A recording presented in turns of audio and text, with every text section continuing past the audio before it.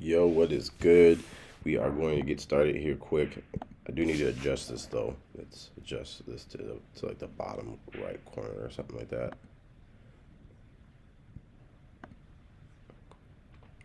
Yo, what is good? We will get this link out quick to everybody.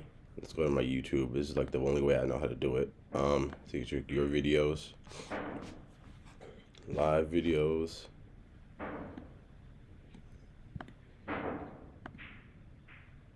We're just gonna go here.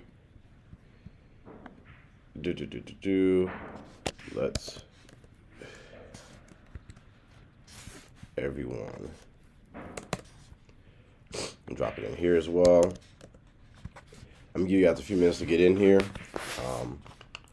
I'll keep this up for trade purposes, and we'll go from there. So we're going to real quick.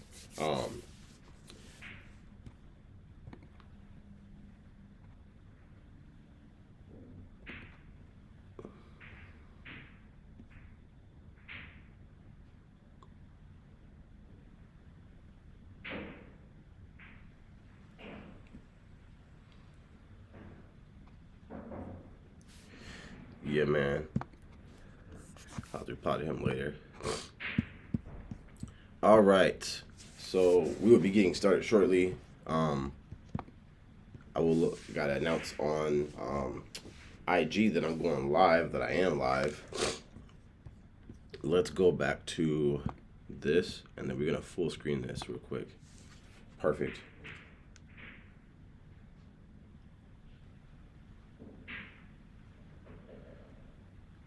Give me one moment. I just gotta reply to a text message that's important. Come on. Boy, this all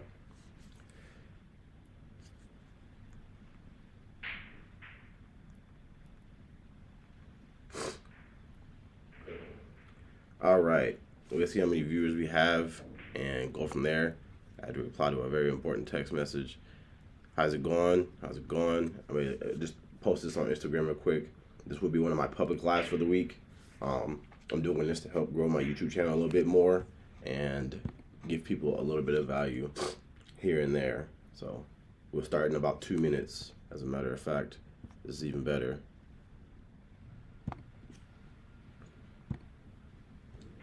We'll start in about 2 minutes. And go from there. All right.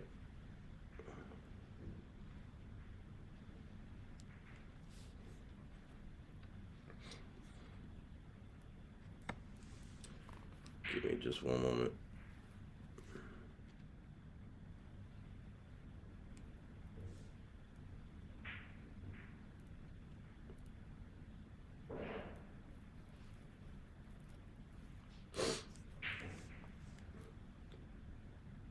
How's everybody's day going today?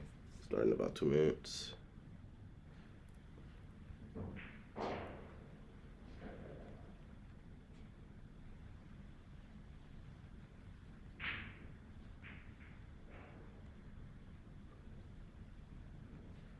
All right.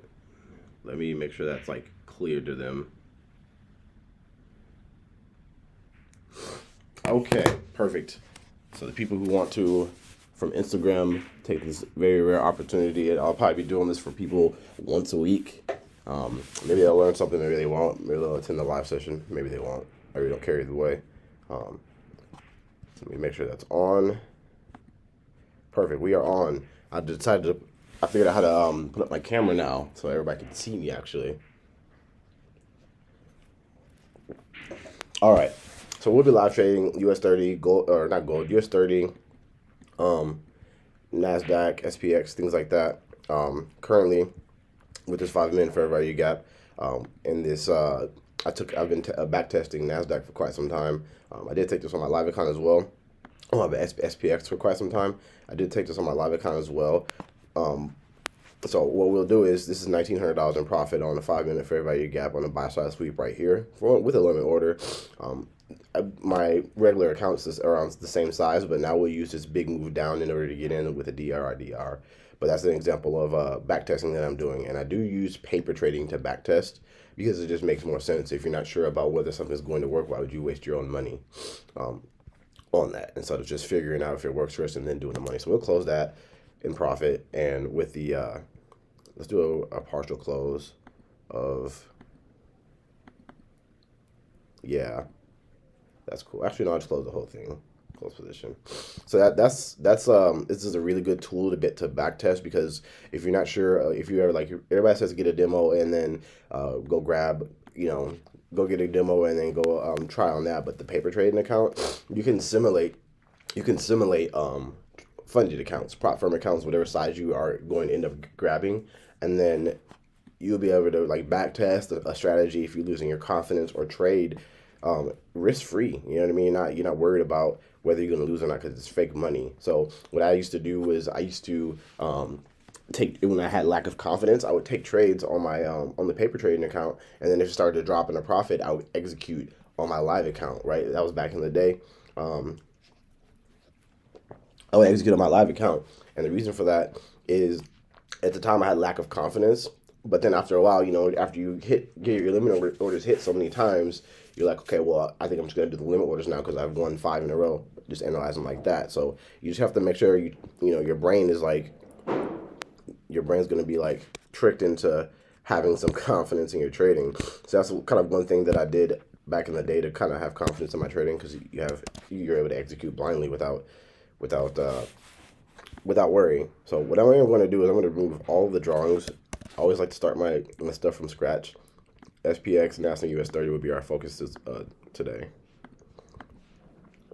I like to start from scratch. I really don't care about what I did yesterday because things could change fundamentally. So I like to start from scratch. I'm going to delete this one too. We'll be using DRIDR. We can start with SPX and go from there. So once again, I like to have my my trading going off of the premise of the daily time frame, and where the daily is going, because that's Papa time frame right there. So SPX500, NASDAQ, and all of that are all based on the USD and things like that. So if the USD is down, then obviously NASDAQ is down as well, and so is the stock market. So it all kind of correlates. So first thing I notice here is an imbalance up top here, and that imbalance has been filled between this candle's low and then this candle's high. The imbalance has been filled and respected. So we're gonna real quick draw that in. If you see me close one eye, it's because I still can't see out of my left eye, not too well, and I like to use my good eye in order to see some things that I can't see on the left side. So we gotta finish getting that thing healed up and taken care of. Apparently your eyeballs are very, very, very sensitive thing. We have actually, no, I'll do it like this. I'll do it like I always do. I'll keep it minimal. So we have the imbalance right there. That's one. I'm going to turn that purple. It's like one of my favorite colors for that. For this, so we got daily imbalance right here. That was the first thing I noticed, right? They obviously took all of the buy side right here, and you can draw that in if you'd like. The daily buy stops. Let's see here. So there's daily buy stops right there. They were taken pretty nicely. Daily buy stops. I'll move this over just a hair. So there's daily buy stops right there. They were taken pretty nicely, and inside of here we have daily sell stops. I'm just zoom in a little bit. My bad, more daily buy stops, not daily sell stops. Right here, that were all taken. I'm gonna make this a little shorter. Move this over. And we have daily buy stops right here that were taken pretty nicely into this order block. And this order block came from an imbalance fill on the daily. So 2 levels of daily buy stops right here on SPX500. By the way, this is really good for trading personal accounts. SPX does serve well. And we had a daily border block right here. But I think I'm going to draw that in just like this, because I don't want the rectangle to be covering up the price action too much. So we got a daily order block right there. Pretty standard, pretty easy stuff. So that's the first thing I do, is mark up my liquidity, because your liquidity is going to tell you where your order block is. if you have liquidity still to be taken, you have to look above that. So we had daily order block so far. We had impulse move at the time on the daily. This was our dealing range right here. Price came back up because they took out this low. Let's not forget about that too. I almost missed that. We took out this low as well. That's funny. That's how you know I've only had like 8 sips of coffee this morning so far. So we took out this low as well. So that's daily sell stops as well. I like to mark up all my daily liquidity to make sure it's in check, just to make sure that the daily doesn't have anywhere else to go. Maybe you're like up if I'm trying to go down. You know what I mean? If it's gonna come up and fill an imbalance, I have to wait to and expect that. So they took sell stops right here. Price did come up. Let me see. Price did come up, and they took buy side right here. Pretty much any lower high that's in between within a dealing range that's not in discount territory or premium territory is subject to be taken. Just kind of like this, you know, everything within this fishbowl right here is subject to be taken. So that's the way to think of it too. Let me do that. Same thing here. Everything on this underside right here is to be taken. All these guys, and that's internal and external range liquidity. So this would be internal because technically it's inside of the impulse move, and then external would be outside of the impulse move. So just a few ways to think of liquidity. You can do internal and external. You can do buy stop, sell stop. They're all the same thing. It's just different names for them and different ways to think of liquidity. Some people register better when you have that kind of, when you can think of something a different way. All right. So far, that's really all I see on the daily. Very minimal markups, like 7 lines, you know, representing what they represent. And obviously, they're pushing these daily lows right here. I would say starting here at 39.51, and then here, and then obviously way down here as well. So they're pushing these lows right now. It's pretty obvious. Now I'm going to drop down to the 1 hour. And what we need the 1 hour to do, in any case, is trade above a short-term high. Did that happen? Yep, sure did. It traded above a short-term high right here. Since we're looking short, this is where the short-term high was traded above, right here. So we can go sell side liquidity, or my bad, buy side liquidity right there. Perfect. All right, so short-term high was traded above into an order block, and that's relative to this last structure break right here as well. So we got sell side liquidity. So the last actual major sell side that happened was right here. Oh, come on, don't do that to me. It was like right here. So they came down. You had your, what time is it? Because time does matter when it comes to the time of day that you trade. These matter because the algorithmic moves happen at a certain time of day. So we had major sell side right here. Yeah, man, I figured out how to get it on. It took me a couple days. So we have a Judas swing right here. Price came down, took the sell side right here. Price came up, took the buy side, taking out the short-term high. And from there, and I do like to mark that up too.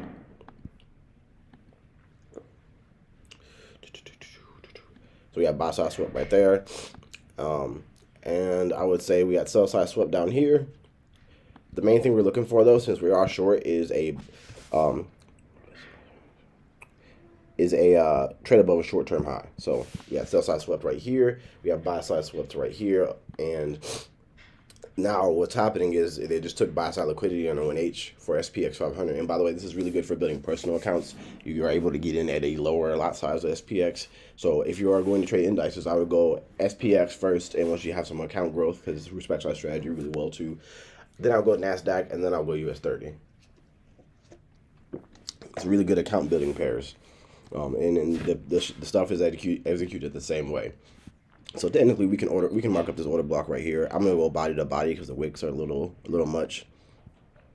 It's a very significant order block because it took liquidity, and then now we have a short-term high being taken into it, and it was respected. Now, could I enter here at 408 or 40.89 on this bearish 1H order block? That's obviously gonna keep going down and take out these sell stops. Yeah, I could.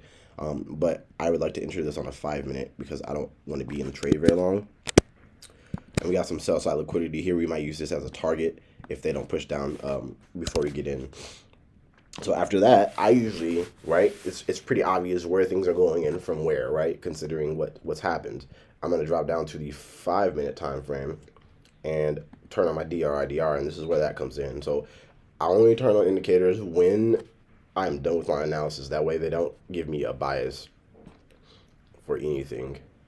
So DRIDR, you did have candles. This is the overnight session coming into New York session, DRIDR. There is a new one that starts at about 10 a.m. Eastern time, so it's in like an hour or so. Wow, I need some tissue. But an example of DRIDR working on yesterday would be US30 for me and SPX. Both of them had DRIDR confirmations, and US30 got tapped out of break even, but SPX is like plus like 2 or 3% on my account. So if I remember right, so price came down, traded below DRIDR, and then came back up. This would be a case where DRIDR did not work out. It is 88% probable, so there's going to be 12% of the time that it's not going to work out, so keep that in mind. And same thing with your trading strategy too. If you're 80, 75% accurate, there's going to be 25% of the time where you lose, so you have to expect that sometimes too. So there should be a new DRIDR getting ready to happen and get ready to come in a little bit, but it's obvious that this is going to be very bearish to for the day. This is off of that 1H order block right here as well. So if I was to do premium discount territory fib, I would draw it from wick to wick right here. And I'm going to change the template real quick. Where you at? There you go. Premium discount fib. And we can see that she's coming back up right now. And there's an imbalance right here as well on the 5-minute that you could draw in, but she may come as high as 409.1. Typically, I do like to wait for DRIDR because that's a part of my intraday trading strategy. It's just a difference a little bit from my swing trading strategy. They're like the same, but like the only thing that's added was kill zones from an intraday strategy, DRIDR, and time-based lines. CM time-based lines for like the high of the day and the low of the day, things like that, right? And I like to mark those up during the particular session. So we have 5-minute fair value gap. And for like this example, where is it at? For this example, it wouldn't be necessary to go to the 3, 4, 3, 2, 1 because you start off on the 5 initially. So, and there's already one here. But if there wasn't one here, I would be dropping down to even lower time frames. So we did have multiple sell side liquidity right here taken, sell side liquidity right here. This imbalance / order block right here was respected. I'd love to see price come back up, take out a short-term high again on the 5-minute because they're going to create a higher low on the way up, and then mitigate this fair value gap. Once I see that happen, I'm going to look at price action around the fair value gap and get in here. So another thing you can do is ICT kill zones where they are. This strategy does respect them as well. So you had since this is short, this is New York right here in the yellow. With this yellow bar right here, if you can barely see it, I can actually just change this color real quick momentarily so you guys can. So there's a yellow bar right there, and there's a blue bar right here, and that represents London kill zone and New York kill zone. So you had London manipulation actually. It was bullish during London, boom. And then now you have New York continuation of the actual trend, right? That's typically what happens with most pairs. It's not all of them, but most of them have that kind of same schedule, including Forex pairs. So the kill zone ended here. We have New York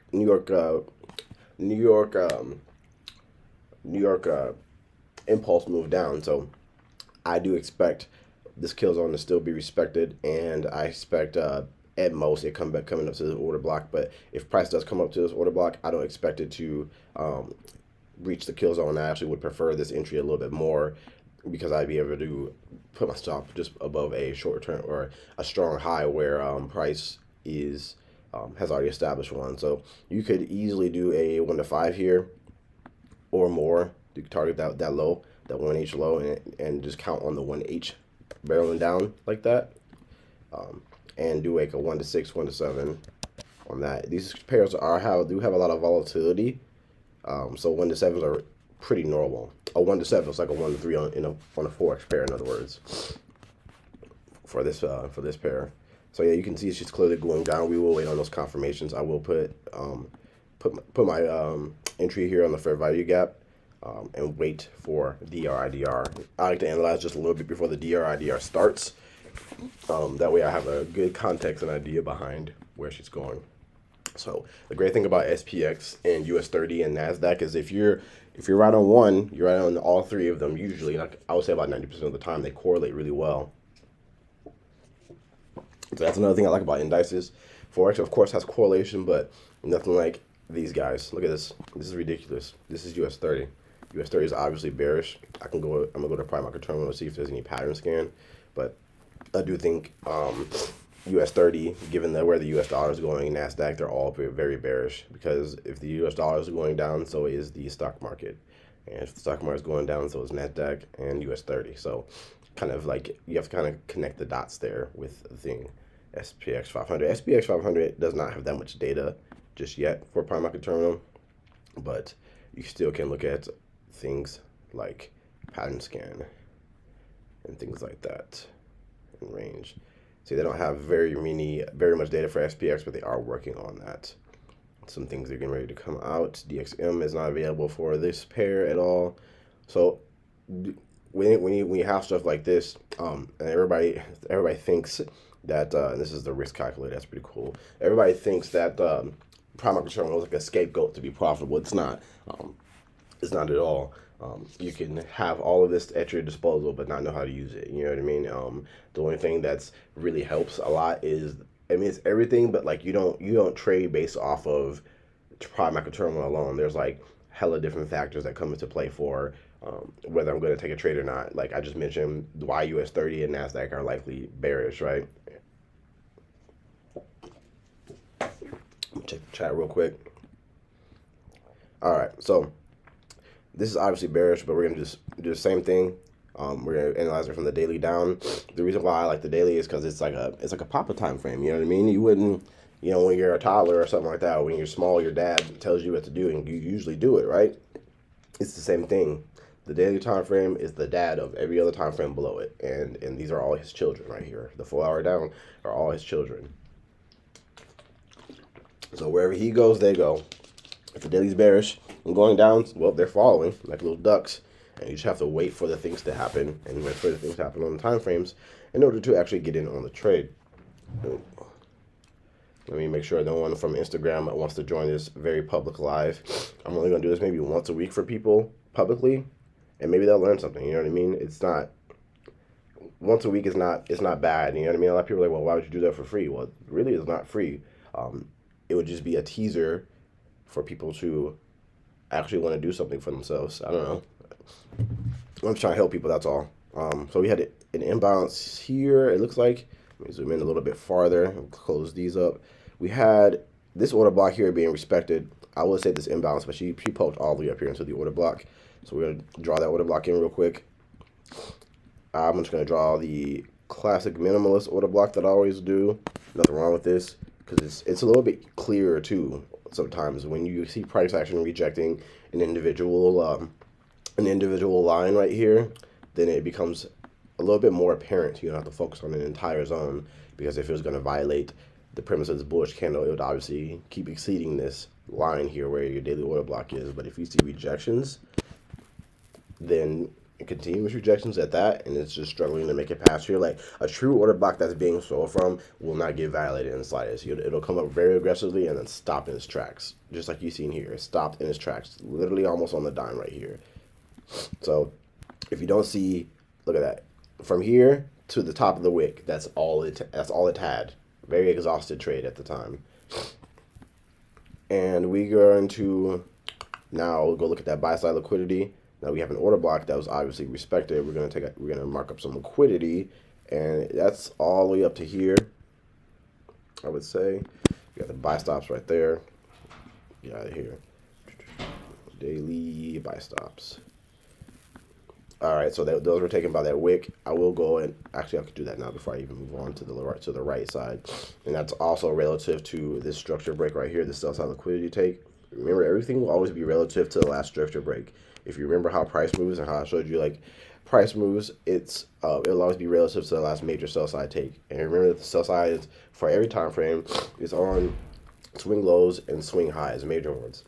I'm gonna have to get some tissue here in a second. Daily sell stops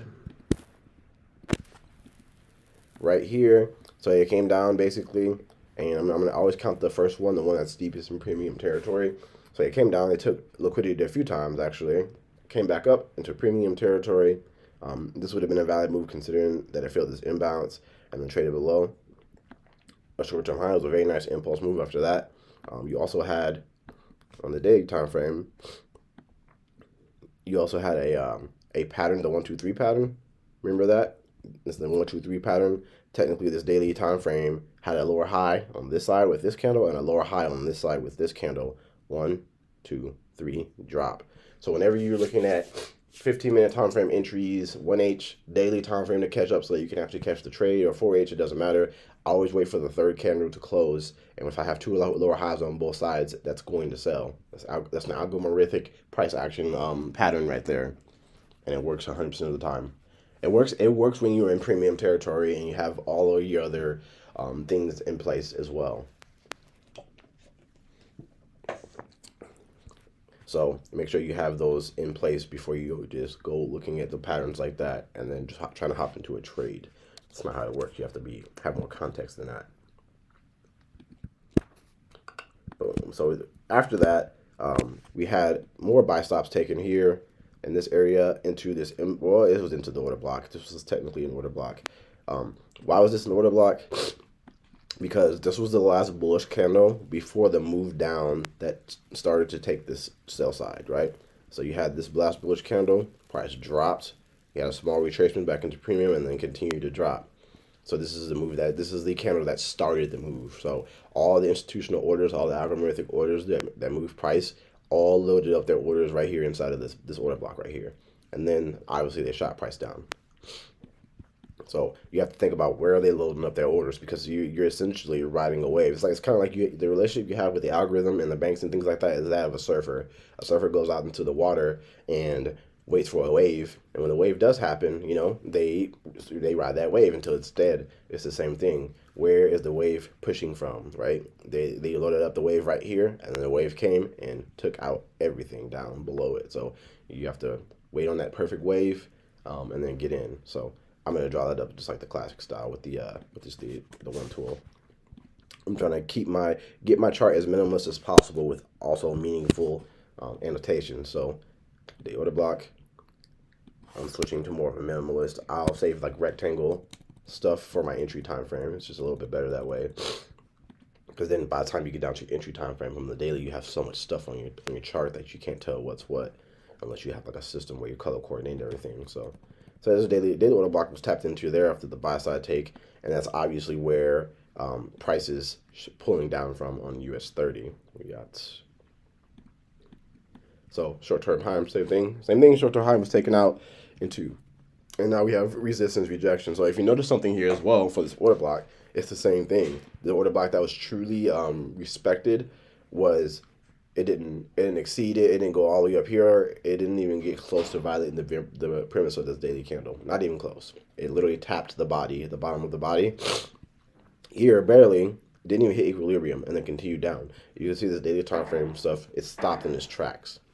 So you can actually get sniper entries. A lot of people don't know that you can get sniper entries on your entry time frame by just like, you have to do your analysis as like, let's just say I'm a swing trader, right? Which I am mainly. I have a kind of like a hybrid style where I can intraday trade and stuff like that. So like I know what to look for and I know what to execute on.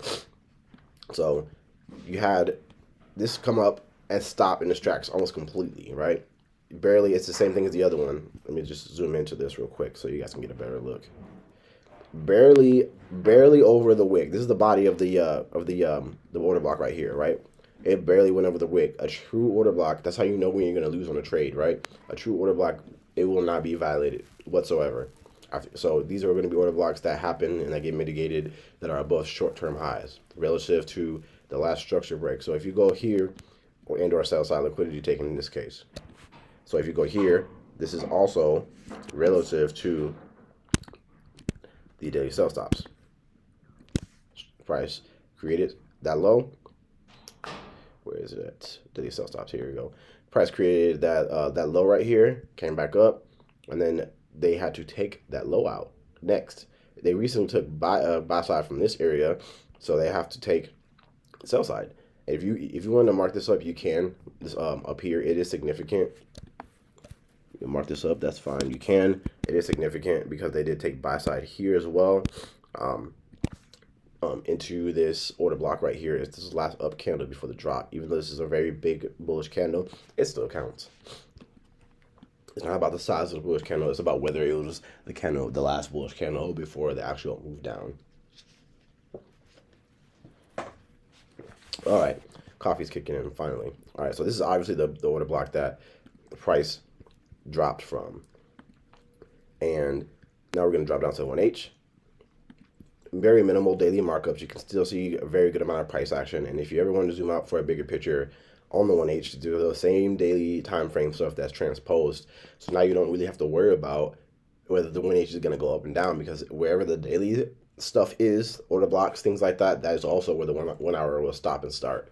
So you can get sniper entries on the 1 hour by analyzing the daily and setting limit orders as if you were going to enter on the daily time frame, but then just drop down to the 1H. So like that same area, real quick, that same area right here, I would have set a limit order right here at 33680.5, but on the 1 hour on that same order block. So if you would have done that and just transposed, imagine, look at that, perfect entry. So someone told me one day that's how you handle higher time frame to lower time frame correlation in terms of entries. It's the same thing with the 15-minute entry. If I'm on the 1H and I see a similar situation where it trades above a short-term high into something, then I'm going to count on that being that if you want to kind of go the limit order route. So on the 1H, we have to see, did this trade above a short-term high? Actually, let me pull up my trading plan. I think I might have it here. Right here, the finder. Downloads. Yeah, this is the one. So we can have that up just to have it up, but this is my trading plan. It does need a little bit of editing. I've changed a few things since I've made this, but this is my entire trading plan, what an A+ sub looks like. There's absolutely no question as to, and even prime micro terminal data up here, there's no absolute question as to what I should be doing on the chart and when, and what I should be seeing. And if I don't see that, then I just don't want to take the trade. So you have to follow your trading plan like a mechanical, just like you're just mechanical, like you're just a robot. You know what I mean? Your trading plan has to be, you have to be blind. You know, you have to be able to execute that blindly and trusting your win rate after you've proven to yourself, hey, I'm 80% accurate with this trading plan, I'm 75% accurate, and you really don't need to be that accurate to have profit, right? You could be 50% accurate, risking 1%, and make a lot of money. Let's just say your average RR is 1 to 3, 1 to 4. We're gonna go 1 to 4 for simple math, right? We're gonna buy side liquidity, and you take 4 trades in a week and you win 2 of them. That's a potential of 16%, right? Total. And you lost 2. So you've won on the other 2. That means you gained 8%. That means you gained 8%, and then you just subtract the 2% that you lost. So that'd be an overall, if I remember right, 6% gain. Just being 50% accurate. So with 2 trades. So this is obviously, it traded above a short-term high here. It didn't violate the premise of this one. So that does kind of concern me a little bit, because I would expect it to trade above this major swing high instead of this one. But it does seem to have respected this imbalance right here. So we're going to draw that in and kind of keep an eye on US30. Because I don't like the fact that it didn't trade above that really big short-term high and I basically feel this imbalance just a bit more. But it you know, when price action shows you signatures, it just does. So like this would be our dealing range right here for that. If it did come down to, I would say this far down here to this order block, I would want it to violate the order block there. But DR is going to help us out as well with that, because it is 88% accurate with its confirmations. So that's obviously going to be the order block right here that we are going to use, and that is pulling from them. Give me one moment. I got my cousin's calling me. It must be an emergency. Let me send him a message instead.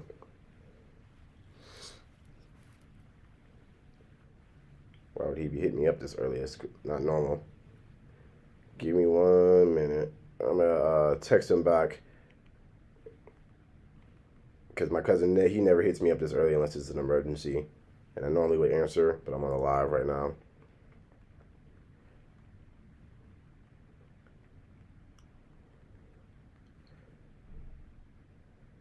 All right, so I'll text him back if it's an emergency. If it is an emergency, I'll have to end this live. Unfortunately, last time that he called me this early in the morning, he called me telling me my sister died, so.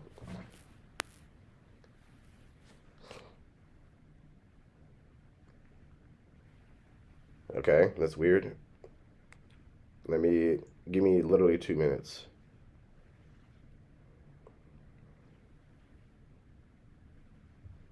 A couple people asking for the link for the live trading. Where's YouTube at? I wonder if I could do this from YouTube on my phone. Give me 1 moment, guys. Gotta handle a couple small tasks. That's what happens when you make good money. You're really in demand. You know what I mean? You are really in demand. Say copy link and get this guy the link real quick. So I'm gonna have to call him after this live is over, after we catch a trade. Maybe 2 trades at the most. I'll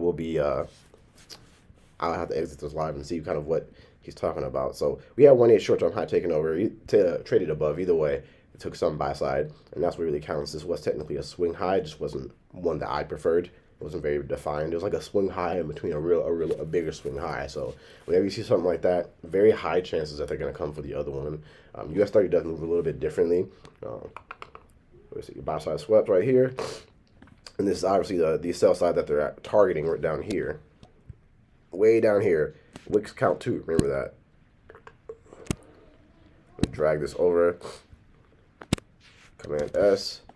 Alright, so we have that. Traded above short-term high. They're obviously pushing the lows right here. Sometimes you have to follow what is being shown to you. If this was going to come up, it'd be respecting this last bearish candle as an order block, or this one right here, and you'd have continuation. Either way, this would be your dealing range, bullish-wise, since this is the last buy side take.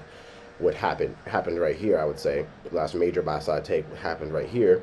If this is truly bullish, which it's not, this would be the dealing range, and you would just have a continuation from here, especially considering that this bullish order block fair value gap combo was respected previously. But since US30 is bearish, we will be hopping down to the 15-minute time frame to take a trade like this down to this low. So let me open up DRIDR with a 5-minute time frame. I do like to enter on the 5-minute time frame preferably, because it's just better for the indices eventually. 5 or 15-minute, but 5 minutes is usually my favorite. Premium discount wise, you can see that this is clearly a massive drop, and you can see the volatility on US30 and where she's going. She's going to likely take out this low right here at 33402, and then after major sell side, there has to be major buy side taken, so or some type of short-term low taken. So I'm gonna draw that in to just for a reference point. But this is why I like to trade US30 and things like that. If you don't have an account that's big enough to trade US30, that's perfectly fine. You don't have to take the US30 trade, but NASDAQ trade would be good to take for small accounts as well. Let's go sell side liquidity. If you have any type of questions, make sure you can drop them and stuff like that too. So this is obviously a very, very, very large dealing range right here. US30 tends to serve very nice and very obvious trades. It might drop down below, but there's an imbalance right here, or the block combo, which is also what we like to see. That's going to be the highest probability order block. There is the order block fair value gap combo. So what I'll do is I'll draw in the imbalance and expect a potential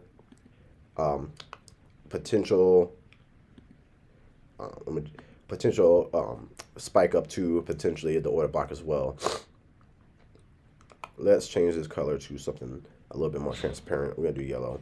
So 5-minute fair value gap right here. I would expect price to come back up to the imbalance. I would put my stop just above the high where the buy side liquidity was taken, and go from there, because once again they wouldn't have a reason to come back up here. This would be technically a strong high, and if you wanted to go back up to the 1H, you can mark that up and it wouldn't be a bad thing. It's very good to mark up strong highs, strong lows. That way you have a reference point and know where price should not violate, right, and where your dealing range is. Boom. So that's a strong high right there. Go back to the 5-minute, and we already had with the 1H doing what we wanted it to do. So premium discount wise, pretty obvious trade. And then we can go to my other fib to see if there's any. Yep, perfect. So there's optimal trade entry as well right here. Settings are lined up. We have the 79% and the 62.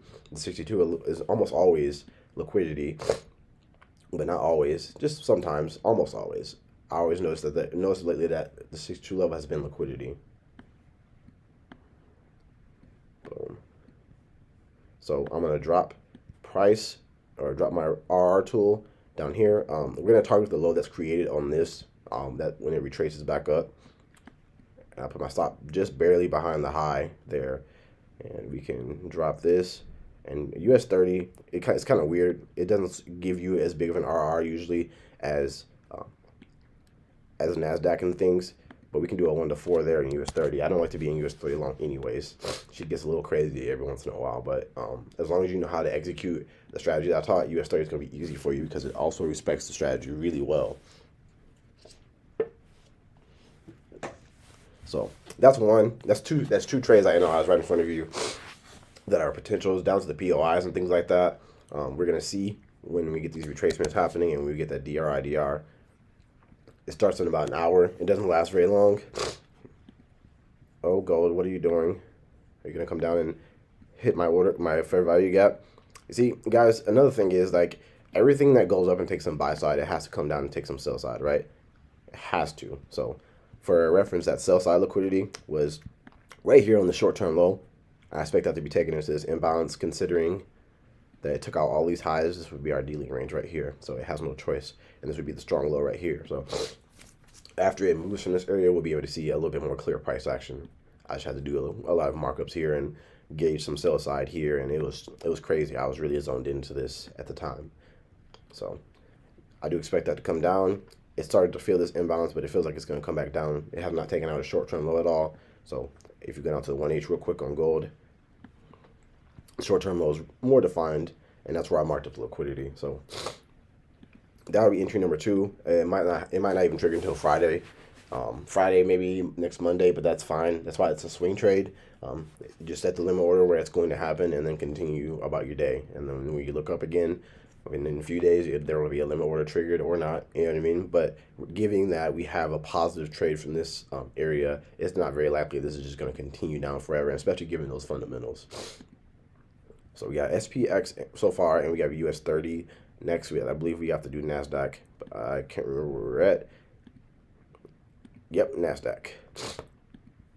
So NASDAQ respects our strategy really well as well. Same thing. As you can see, the setups are pretty similar to each other. Let's see. They traded all the way above this high right here. That was where they stopped at, technically speaking. Just barely, but they did. We got daily buy stops. And you can obviously see relative to the last structure break, this is in premium territory on the daily. I always have to mark up at a minimum the last major sell side take on the daily, and then the current buy stop take, and vice versa. Come on, bro. Let me change the template. Daily sell stops right here. Make sure that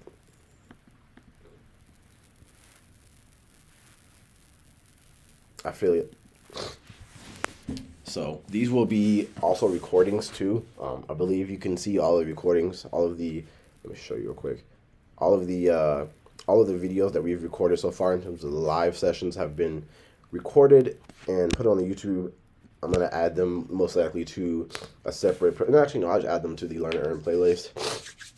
And the ones that are private, I will add to the Learn and Earn playlist, and the public ones I just keep on my channel, guys. The few that I do a month that are public, I will keep on my channel. So I will organize those a little bit later after I see what's going on. So they came up, and I like to see really this little wick right here feel the imbalance, and with that I usually put my crosshairs pretty much right there. I would say it did by about almost exactly a pip. It did. You can see that it barely poked above my crosshairs here on the right, so I would count that. An imbalance fill is an imbalance fill. Not all imbalance fills are super pronounced. You know what I mean? Sometimes they just poke into it a little bit and then have continuation. Make that smaller here, and then make that kind of like a purplish color. That's the low of the imbalance right there, that bullish candle, and then the high of the imbalance, or my bad, the low of that bullish candle is going to be the top of the imbalance, and then this is going to be the other portion of that imbalance. And I'll just move that over in time just a little bit. Command S. All right, so we're going to drop down to the 1 hour after that. Did we have the 1 hour trading above a short-term high? No, not yet. Because we did not have a 1 hour trading above a short-term high. So until we get that, I will not be considering this trade. So essentially, this one or this one, it doesn't matter, into a fair value gap. And that's relative to the last structure break. It has to be into premium territory too at that 1 hour. So if you haven't gotten that yet for the day, then you need to wait on that full stop. Otherwise, you chance being stopped out. Like, yeah, you could take this little trade, but it's already came down into a deep discount from here, so it's going to want to come back up into a premium. All right, so I'm going to wait for that to happen. Once I literally see a trading above short-term high, I'll go and finish marking that up. So for now, we have a couple that are really going to be really banger trades that we will wait on. I am specifically only trading indices today. Thursdays typically are that type of day. I've kind of made a schedule for myself where in between swing trades, when they're slow, when it's not a very eventful week swing trading wise, I'll do indices. And if we do happen to get an opportunity to set and forget these pairs, I will also do that. Once the limit orders are set, there's really nothing else to do except for wait for the result of the trade. Now these pairs I do like to do limit orders on because they are just great at respecting them.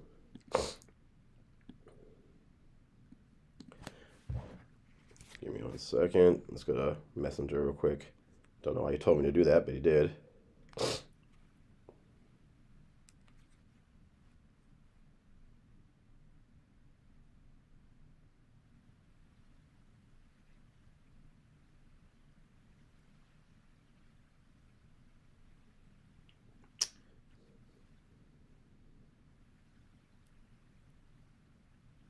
Huh. Weird. Okay.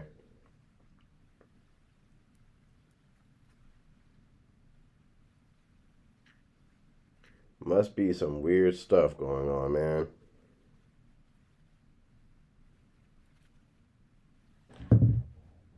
All right. So at this point, honestly, this is where you wait. This is the waiting part of the trading that people hate and that people absolutely cannot do. I don't know why people don't want to wait on confirmations. The charts are not on your schedule, unfortunately. You can't just get up and be like, oh, this is gonna be, you know what I mean? Like, you can't go and rush the chart. You have to wait on your confirmations, and this is the part that people hate. So typically, when I'm waiting on confirmations, I'll do things like I'll play some video games. I'll leave the computer for a little bit, come back, and kind of more use my phone until I actually see something. But since we're live, what I'm going to do is, this is perfect. You have a 79% Fibonacci level around the fair value gap as well, around the imbalance. So we're going to pull this up just above the high there, and we're going to pull this down, and we are going to be targeting this low right here. Actually, no, I already have a risk reward ratio tool there. Didn't see that. No. So this is 1 to 7 potential. 1 to 7 potential here. I'm gonna delete this for now because it has not happened. Sometimes that confuses me. All right, so while we're waiting on confirmations, guys, basically waiting on retracement, what I'm going to do is I'm going to use the bathroom and things like that, and I'll be back in a few minutes. So we'll go on to the to the other screen for just a moment. Be right back. That way I don't bore you guys with just sitting here charting. Like, I could talk all day, but you know what I mean? Like, can I really talk all day? You know what I mean? So this is kind of like a time where my view on US30 is bearish. The reason why is because, real quick before I go use the bathroom, my view on US30 is bearish, and the reason why is because, let me go back here. The reason why my view on US30 is bearish is because right now like the Dow Jones, you have to know what the Dow Jones goes based off of, right? The Dow Jones goes based off of NASDAQ, SPX500, especially NASDAQ and the Dow Jones US30. They go based off of a lot of economic. No, well, I wouldn't say economic events. They go based off of the stock market. So wherever, if the stock market's failing and crashing like it has been, right, for a long time, and we're getting ready to go into a deeper recession, right? Well, I guess they're saying that this quarter we'll be starting a recession, and we have a lot of negative USD news. All of my trades are fundamentally based, right? I have economic fundamentals backing my trades in some way, right? I like to do some type of research about every trade, but since I already looked at NASDAQ and S&P 500 yesterday, I already know the research behind these trades. Look at this big drop. I wish you could see this big drop. You'll be able to see it in a few minutes here, but it is short. I did catch S&P 500 short. Currently on my personal account, this current trade right here that's going on, I have this in on my funded accounts and personal accounts. My entry was right here where my crosshairs are at 440, 94.9, and now it's for 1 to 4. I believe my TP was already smashed. So I have to look at my phone real quick because it was only for a 1 to 4 if I remember right. 1 to 4 or 1 to 5. Either way, my TP was just smashed. Yeah, it was for like five grand or something like that on 100K account. So that is one trade that I took yesterday, and I pretty much held overnight. I pretty much did a set and forget, and ended up being a thing. And that was within this 5-minute imbalance right here, which I will also draw in real quick. There's a 5-minute imbalance right here that I didn't notice at the time, and I noticed that there was still some buy side up here. So I already knew, given my confirmations that the algorithm gave me. Let's see. I'm gonna draw in just real quick this 5-minute fair value gap. You won't be able to really see it until I come back from the bathroom, but I'm just gonna draw it in so that you guys can see when I get back. So yeah, it's bearish because economic fundamentals for the USD is bearish, which means the stock market is also bearish. You have the USD going into a recession. This quarter apparently is what they're planning.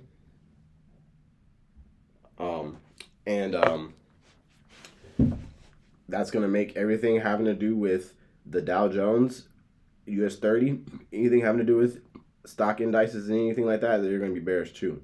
So long as the stock market is dropping, so will they. And so as long as the US dollar is doing bad, the stock market is going to be dropping. The US dollar is not predicted to recover until, I would say, what did they say? They said mid to end of Q3. So practically the end of the year. And with that, you can do things like me and my chat are doing, trade gold for 30, maybe even 40% gain. I say 30, but every time I put out a number, my brain just automatically wants to do a little bit more than that. You know what I mean? So right now we have one entry, another entry pending. Once that entry pending triggers, and price shoots up some more, we'll have a new dealing range. It'll take out a new high. Once we have that new dealing range, we'll add another entry and just repeat the process, right? And then the first two will be risk-free. And we'll repeat that process for months and months and months on the 4H, going from 1 to 6s and 1 to 7s, because if we're long-term on gold, you might as well have a 1 to 7 to a 1 to 10 RR. So that is what we are planning in my chat for gold, because when the USD is down, gold is bullish and vice versa. So if you ever want to trade gold, just look at USD fundamentals straight up. Where are they? What's the USD doing? How is the USD doing? How is the United States doing as an economy, et cetera, et cetera. It won't be good for quite some time though, at least 3 or 4 months. I would say 6 months. So I'm gonna go use the bathroom real quick, guys. I'll be right back. Be back in like 2 minutes. Get some tissue too.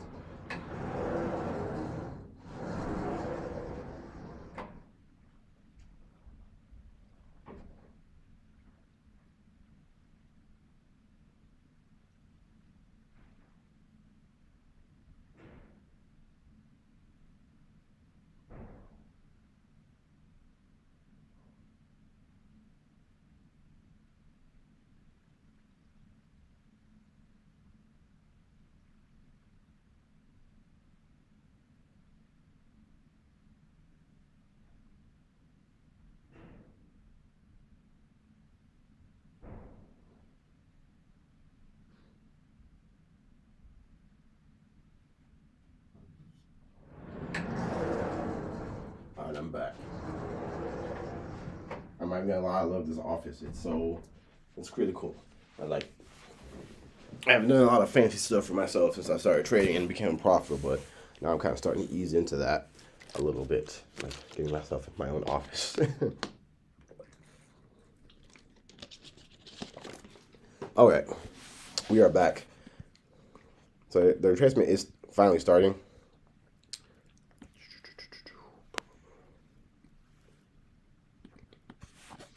So what we could do, technically speaking, is get an entry. It's 9:30, perfect. We can get an entry now on SPX and things like that, and then when RDR comes, we can get another entry then too. So it'll either be 2 entries on one pair or 2 different entries on two or 1 entry on 2 different pairs. Real quick, I'm turning on the camera again. Boom, we are back. Perfect. So we do have real quick, let me show you that the trade that I was in until just recently. We had this 5-minute imbalance here on the left. We have this 5-minute imbalance here on the left that we trying to show you the trade that I was in until my TP got smashed. We had this 5-minute imbalance on the left right here. Between this candle's high right here is wick, and then this candle's low. There was an imbalance in price, so you can see it was filled, and it continued from. And then I moved that over in time, and I set a limit order just above all of this buy side, which I knew was being taken. So if you look relative to the last structure break right here, this is going to be the dealing range, and you already know that this is going to do that. So I did go for, I think it's a 1 to 4 or 1 to 5. Entry was a limit order. It only filled the 50% of that. I think I put my limit order, if I remember, at the 50% of the fair value gap. It's very good practice, by the way. And now we have dropping situation. I got my TP got smashed for a 1 to 5, and now I'm getting ready to do another 1 to 7 for my accounts. So pretty nice, pretty nice. US30 is trying its best to start the retracement, but it's not like Forex pairs. When these guys move, they really move. And right now it's 9:30 EST. The stock market opens at 9. So these guys, this is a prime time for their volatility. Look at that. They don't play any games, bro. I love indices. NASDAQ shortly should be starting to want to trade above some type of short-term high. It has not, so I will not be considering this trade until it does. It traded above short-term low recently, so I will notate that. I already have some markups and things like that for NASDAQ. These are those same daily buy stops. I am going to move this over in time just a little bit, so I can have a little bit of a cleaner chart. So we have NASDAQ. It has not traded above short-term high, so that's a core confirmation that I need in order to get into a trade, because the proper liquidity has to be taken before you get in. That way you filter out any manipulation that may be a thing and go from there. Put this down a little bit. We have sell-side liquidity here that was just recently taken. So now the next thing that's going to happen is going to be buy-side liquidity take. They'll likely trade above the high at 12,982.9. Take out that buy-side liquidity there. And then there is an imbalance right here. It may feel this imbalance, but it may just come up to this imbalance. I'll have to see where premium discount territory is in reference to that, but we can see real quick. We go right here. So yeah, it's going to definitely trade because they have equilibrium right here. So it has to trade above that into premium. And I do believe that it will at most come up to the 62% Fibonacci level. It did. This one doesn't count this order block because it got taken as liquidity. So trade it validated the performance of that candle, but this order block is valid right here. It was respected after that short-term high was traded above. So we have 1H order block right here. And I do think that this is the equilibrium. It will come up to either this order block or this order block right here that was respected. This was the last order block that was that mitigated another order block. As a result of the drop, it created a bearish engulfing. So it'll either be this order block or this order block. I always put the first 1 or 2 potentials if there's more than one in premium territory. And if it evaluates this one all the way up to here, I know with a high degree of certainty that this 1-8 order block is going to be respected. Sometimes you have to use the process of elimination when there are a bunch of options and let the market show you its hand. So one of those 2 order blocks are going to be mitigated very likely after the short-term high is created, considering where price is. This way you will have to adjust until the retracement actually starts, but until we have buy side liquidity taken, this trade's not valid. But it's obviously bearish, but like the trade itself, it has to trade above some type of short-term high on the hourly. So we'll wait on that because NASDAQ will. If there's anything NASDAQ will do is give you confirmations for whichever direction price is going. So I do plan on kind of strategizing this a little bit. I will have one entry during prime time, which is right now. It's 9:33 EST. The stock market once again almost at 9, and we can take this short. It's a pretty easy and obvious short. I mean, look at all the sell side it's taken. Just took major sell stops right here, major sell stops right here as well, and now we're coming down for that low right here. If this low is taken out, which would be our target, then I would just use whatever low is created before that starts the retracement up, because eventually she will have to retrace. There's no way you can take all of this sell side and not have some type of retracement above some type of short-term high. So since the 62 is here, there's some buy side liquidity here on this lower high. There's some buy side liquidity here on this lower high and this lower high and this lower high. So price is going to trade above all that, likely into the 5-minute fair value gap here at the 79% level. And then once we have some very nice bearish price action on the 5-minute from there, a couple candle closes, and I would be looking for that 1, 2, 3 pattern. We could do a market execution for a short for a 1 to 7, and that'll be a really golden way to essentially end the week, because I'm not trading on Friday. I don't plan on trading on Friday, and if I do, it'll be specifically NASDAQ.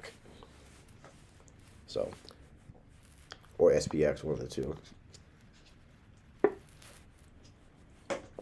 All right, that was the last of my coffee. Oh, come on, water. All right, so yeah, like I said, eventually the retracement is going to start. If you guys have any questions, now would be the time to ask while we're waiting on confirmations, but this is a part of the trading, once again, that people hate. They hate waiting for confirmations. Let's go look at here.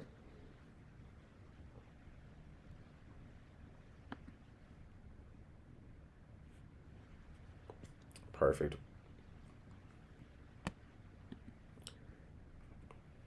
We're going to wait on that. So as you can see right here, with this entry, I could have gone for like a 1 to 10, 1 to 15, whatever I wanted, really, because this does serve those types of RR. So if you ever want to grow an account, highly recommend. The execution of the strategy is still exactly the same.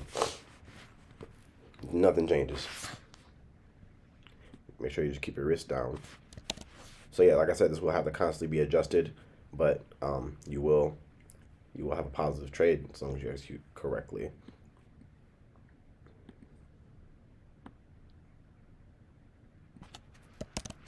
All right, so while we're waiting on confirmations, I'm going to make a quick phone call to see what happened with my family. It's pretty crazy.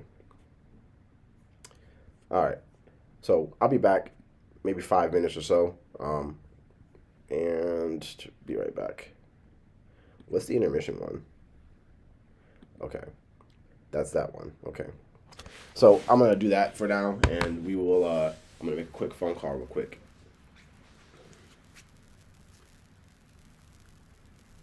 Step out for this phone call, and I'll be back in about 2 to 5 minutes while we wait on confirmations. If you have any questions, make sure you drop them in the chat. Make sure that you drop them in the chat.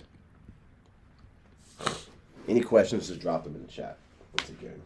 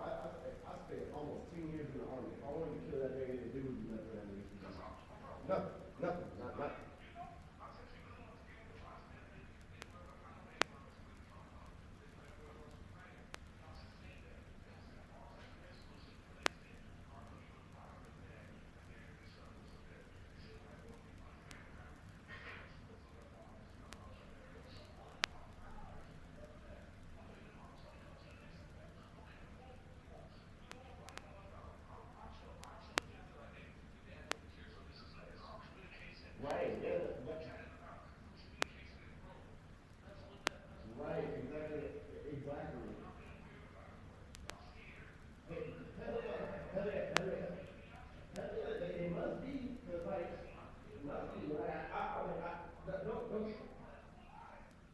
Don't.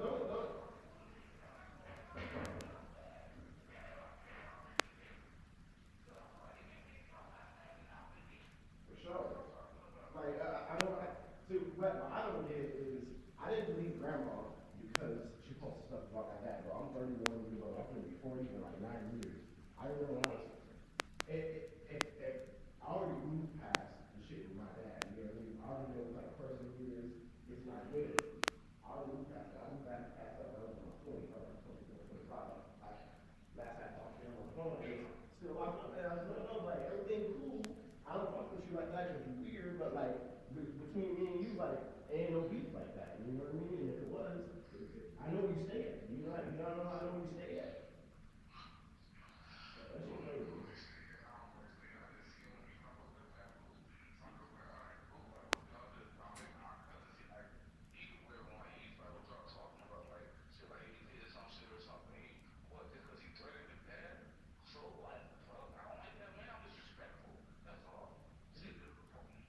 I never.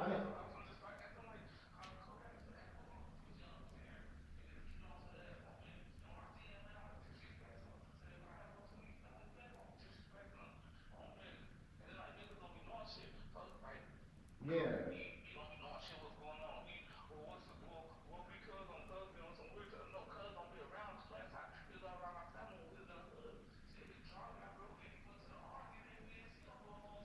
Yeah.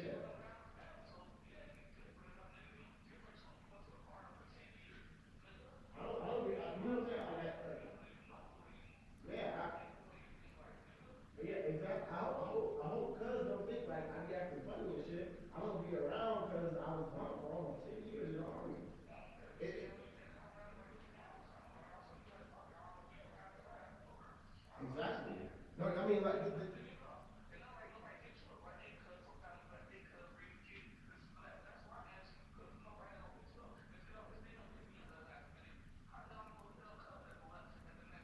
right, right.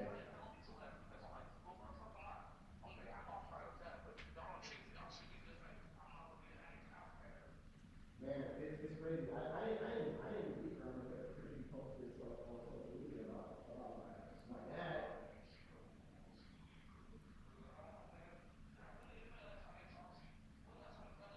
No, I don't even know, bro. You and Sierra are the only person that ever even tried to talk to me or reach out to me with me like that. Ever.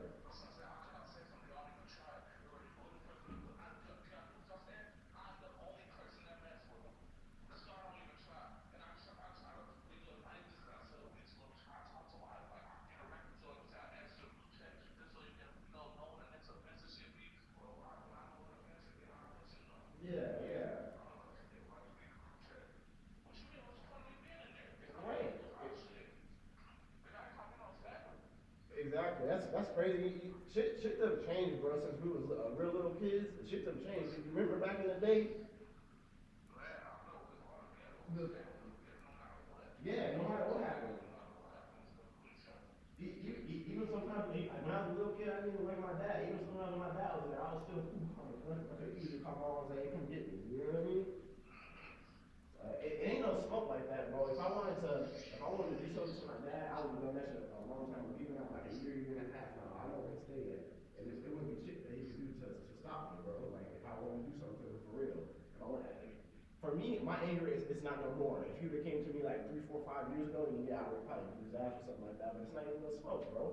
Like you know, I see him, I'm letting him know like I don't fuck with you like that, but like what's good? You know what I mean? Like how you doing?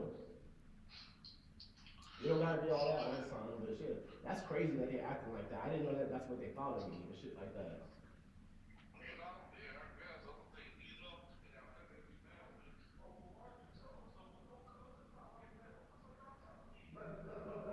Don't be fake, you know what I mean? Let it be whatever the fuck you say.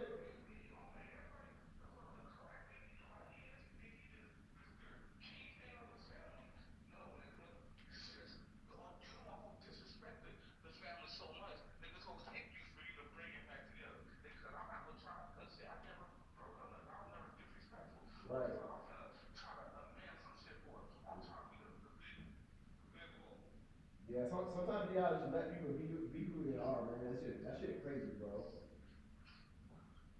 That shit is crazy.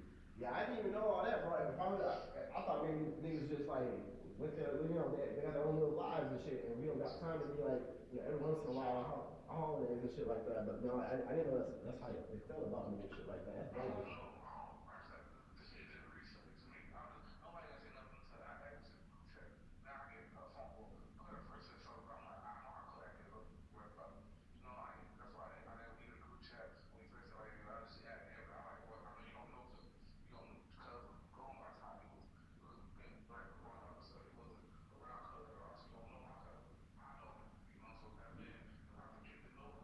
For sure, you for sure do. Which auntie?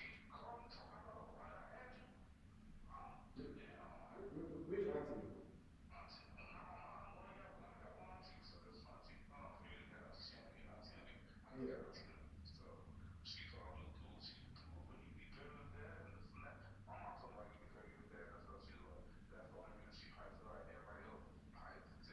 You, you know what's crazy? You,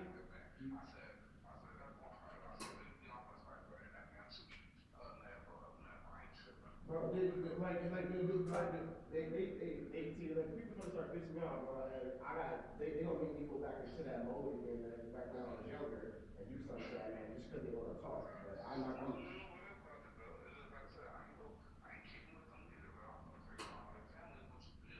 yeah, for sure, yep. It definitely is. If they want to come around, after that's the sense at some point, and keep it that way, then that's cool. But until then, y'all gotta go, man. That shit crazy. Thanks for letting me know, man, because I would have for sure stayed in that group chat. I would have probably hit you up and been like, why did you leave the group chat myself if I would have saw that this morning?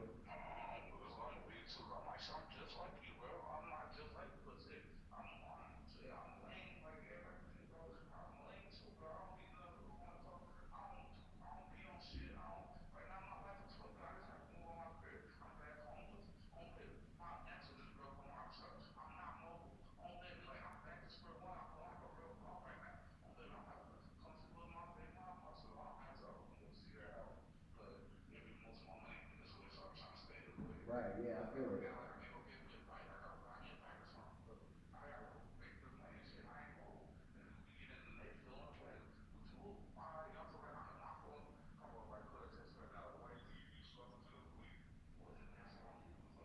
Right.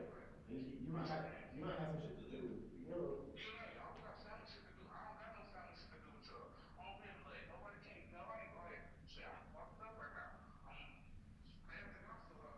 Man,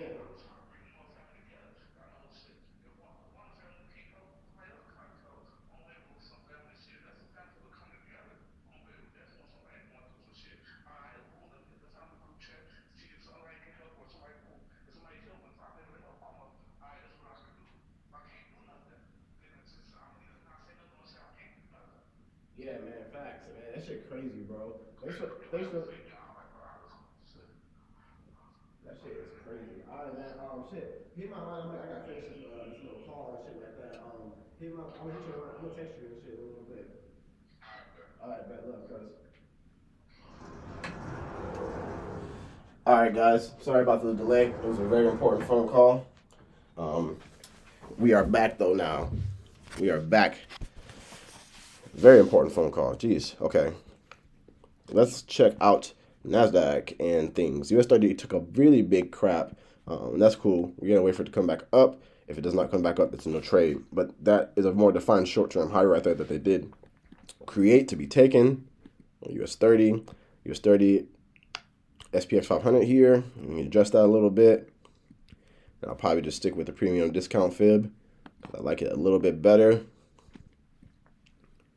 And we will go from there. So like while we're waiting on our confirmations, I'll be, texting my wife, things like that. Taking care of some other business and things like that. So what time is it? It's prime time right now for DRIDR. It has started DRIDR right on time. And we'll wait for the DRIDR confirmations as well on these. The new one just started here. So once we have price trading below and actually like a physical body cam close below. The DRIDR, after it's established, we will be using that as a confirmation as well. So until then, we will be, oh yeah, gold coming down hard into my entry area. We can turn that off for now. For another, so the first one will be at break even, and the second one, well, the first one will be back at break even, but that'll give enough time to trigger the second one and that to fly into profit, and then we'll have two in profit. And once another strong low is established, we'll move stops to break even and things like that. But that likely will not be until next week, considering that it's Thursday today, which I don't mind. I don't mind at all. So, like I said, this is the part of trading that people don't like. They hate waiting. They think that they should be able to just hop in here, and then as soon as they wake up and knock the crust out of their eyes, it's like, oh, a setup, and then they just hit buy and sell, and then it's go. No, I'm letting you know right now, on full experience, that 90% of your trading is waiting, just sitting there waiting for the setup to form. I don't care if you're entering the 5 minute, the 15 minute, the 4 hour, you're gonna be waiting, right? If you're not entering the 4 hour, like you're gonna be entering the 15 minute, and likely an intraday trader, you're going to be sitting here waiting. And then when the setup actually occurs, and it's happening, right? When the setup actually occurs, that's when the action comes. You get excited, and then you start to get into the setup. Boom. I'm going to change this to premium discount fib 2, and just note in my head that we do have the other confluence as well.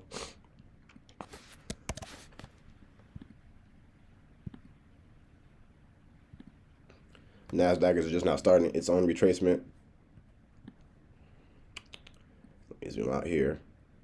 Delete this for now. So go down to the 5 minute on NASDAQ to see that it took out another short-term low. So it's like liquidity. So I do expect price to start to kind of be bullish on the 1H quite soon here. So we got the 1H time frame. So yeah, it took out this wick right here did equate to a 5 minute more defined low, as you can see right here. So I do expect that to be to start to trade above it. I do, since it took major sell side right here, I expect it to take buy side appear on this major swing high. So we're going to see about that. But NASDAQ usually serves just a little bit after the DR is finished forming, and from there it's good. All right, so I do have to make one more phone call. There's no sense in showing you guys just charts with candles on it, unless this is what you want to see while you're waiting. I figured people would want to see the be right back screen, but if you like to see charts waiting, charts setups loading, then you can. So this is an opportunity for you. Actually, I'll use this as an opportunity for you to study price action, right? Studying price action is very important. You need to watch how price takes out the lows, how price comes up and takes out the highs, and then respects institutional footprints for the long or short. So in this case, we'll be short. The retracement should be start to be pretty aggressive quite soon here. Once it does become aggressive, I will be entering that. We will be entering that. So since it's Thursday and I'm having a pretty decent week, it's been kind of like a very uneventful week for me. I've caught in like one really good trade this week. And that was this SPX trade that literally just dropped. I held that overnight.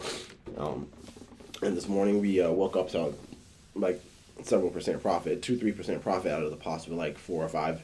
And obviously she's continued to drop, and now that TP has been smashed. So I'm looking to get in again. I like to pick on the same pairs repeatedly, because if you know the direction they're going, that means every day that you see them, likely they will be selling of some type. So you can just pick on the ones that you've already know where they're going.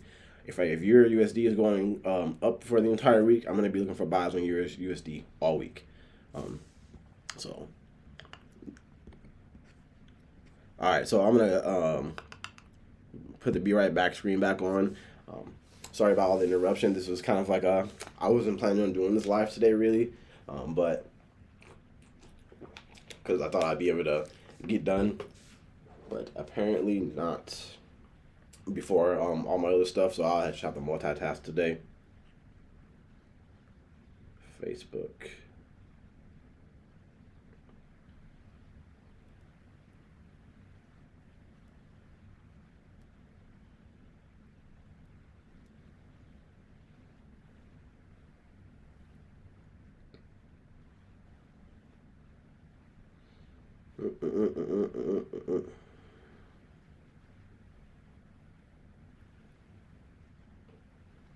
Let's see here.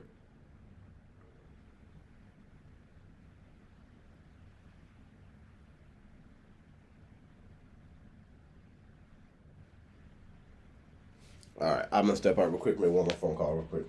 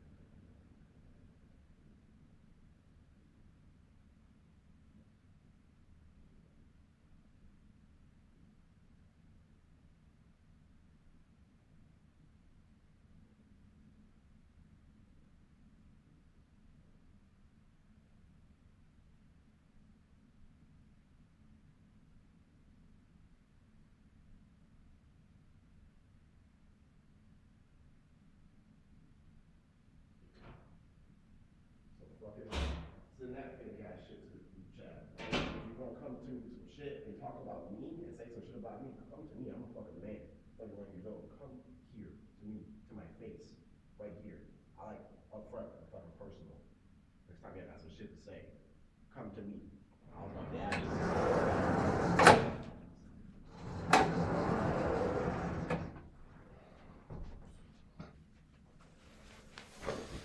All right, we're back.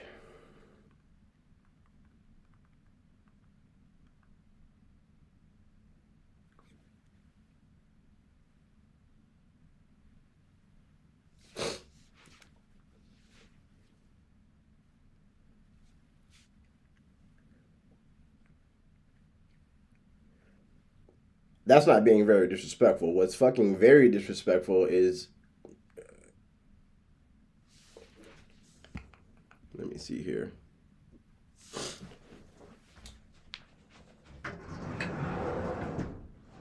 That's not being disrespectful. That's not being disrespectful. That's just me talking. See, when I talk, I tend to get real aggressive when I talk. That's me letting you guys know. Don't get up and try to be a fake about me. To me, saying anything about me. My address is here. Hey, my address is here. I'm over here. Don't fucking talk shit about me in the fucking group chat. If you can't say that shit to my face, don't be fucking fake.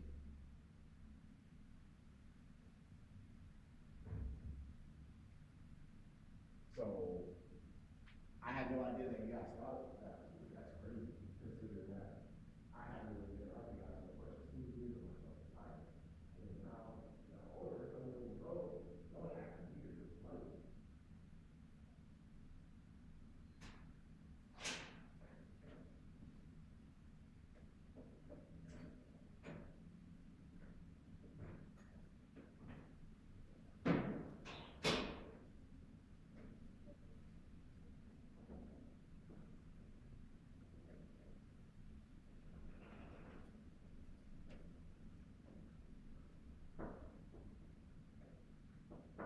Well, if that's the case, send somebody to do the same thing at their fucking big ass age, right? And they have to go and tell somebody else and call somebody else about me and about how they felt about me instead of coming here directly to me. Maybe you should have raised some of your $7 just a little bit more.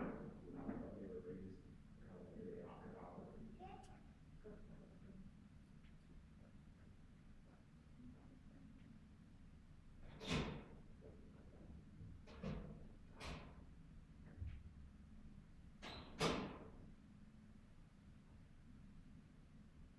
Because I'm telling you right now, anybody that's an auntie of mine, a grandmother of mine, supposedly, that has to call someone else, third party, about me instead of coming directly to me, that's not it, bro. You're not gonna fucking disrespect me and act like you don't got no fucking sense. None of you motherfuckers. I won't be around, bro. I won't be around for funerals, no motherfuckers die, and none of that. I'm just gonna hear about it and say that's fucking nice. And once again, defend your pedophile. Come on now.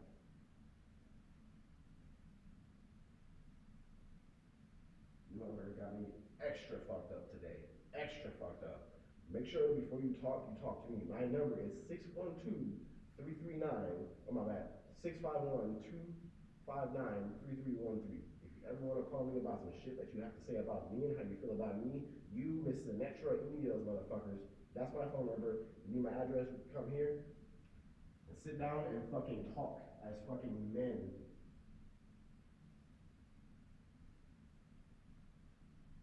We can sit down here anywhere in this motherfucker and talk like grown ass motherfuckers. If you got a problem with me, you need to come to me. If I don't do that little slide, sneaky, fake shit, that's the type of shit that makes me piss the fuck off and make me go back into that mode. If I wanted to fuck that motherfucker up, if I wanted to put a little recipe and say like, I'm never gonna keep you alive. Full stop.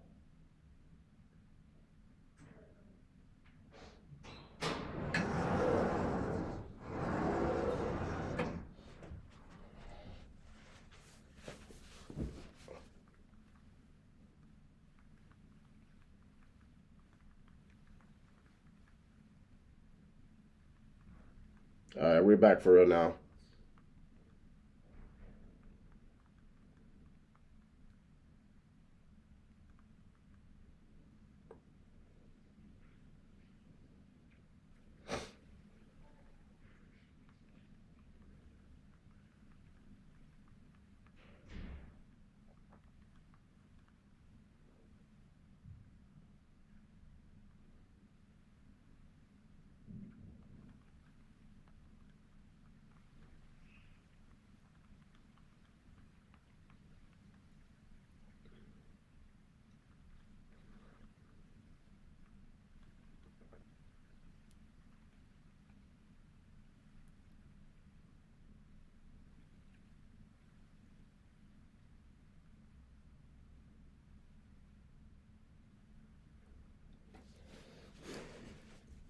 All right, guys, we are back. I had to make some very important phone calls, and I almost forgot about one. So now that we're back, we have nice retracement. This is what's the beauty of waiting for confirmations.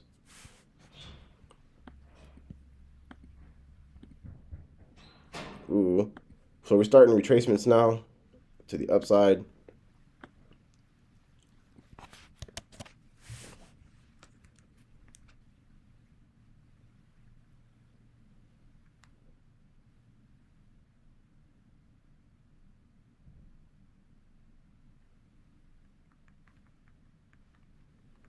Give me 1 second.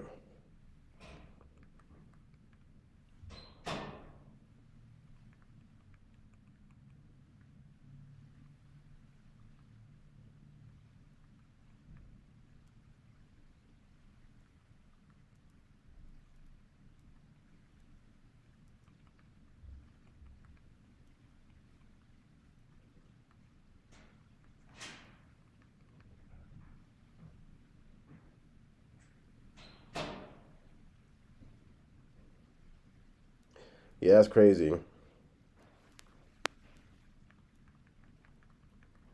We're going to continue to get started. There's really not much to get started on. We're waiting for confirmations right now, to be honest. These are the only two pairs that I'm looking at. It looks like SPX is going to serve the best.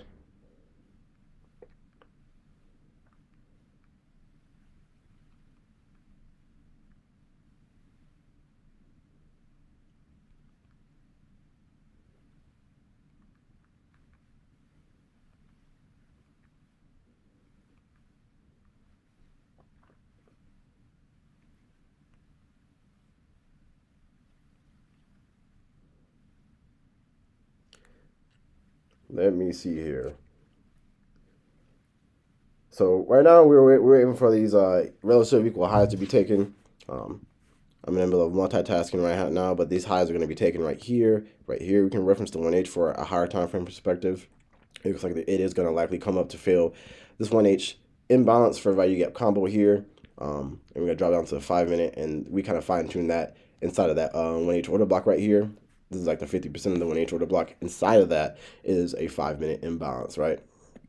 So you have to make sure that you are always referencing your higher time frame stuff. So I know it's gonna at least take out this lower high right here because of the how far I have to push up from to get kind of deeper into premium territory. So we have buy side liquidity there on that lower high. You could count this too, but I like to kind of just have one main one that I know they're poking for, and then watch the rest get taken. There's really only one more lower high defined right here. From that point,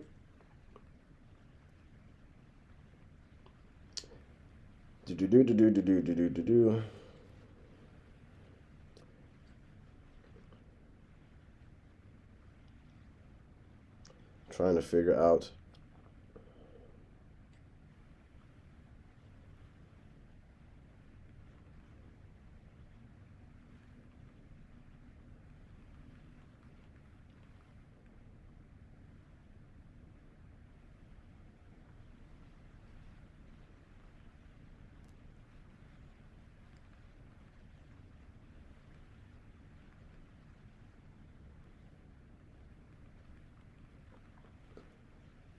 so it looks like we're pushing up to take out that high right now.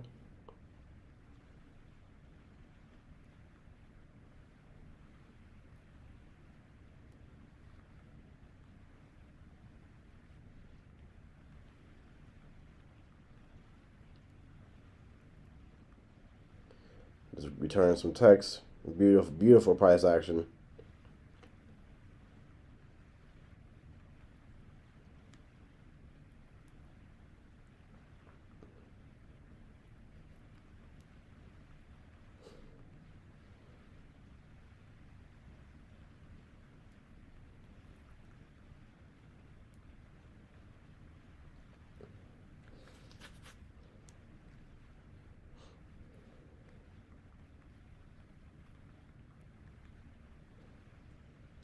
Beautiful. Buy side liquidity was just taken. We wait for it to come up to our POI.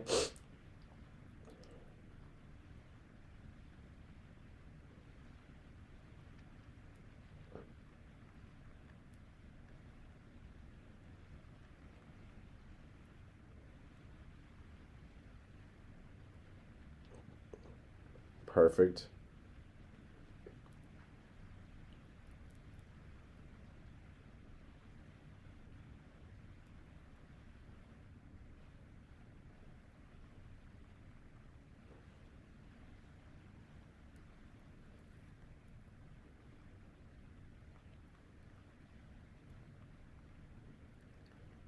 I'm looking forward to push up the high at 4086.5.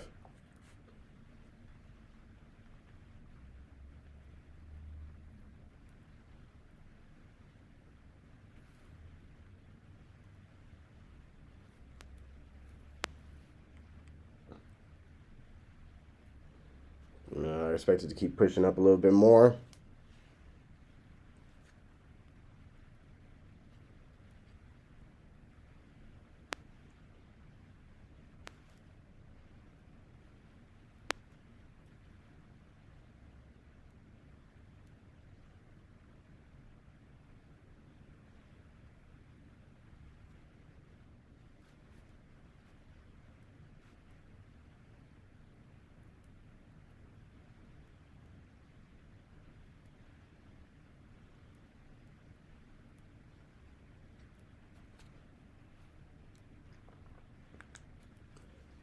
I could just screenshot that and send it to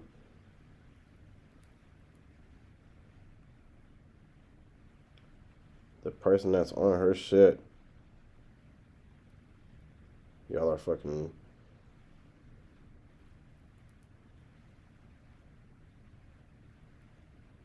weird as fuck. Perfect. So this is, like I said, this is the part that people can't do. They can't wait. They hate waiting.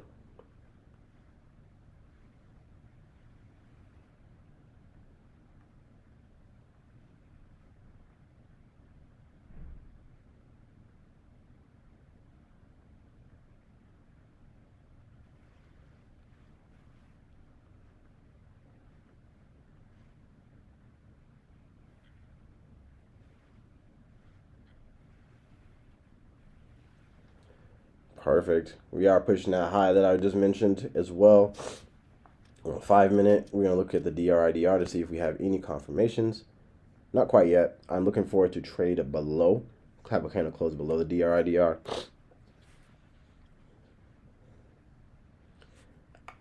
So we're not quite yet. We're going to look at US30 real quick as well. It's just now starting that same retracement. So NASDAQ should be doing the same thing. Sure is. So this is where it's poking above that short-term high. And once again, since it did take a major swing low, so I saw liquidity, I do expect it to take a swing high.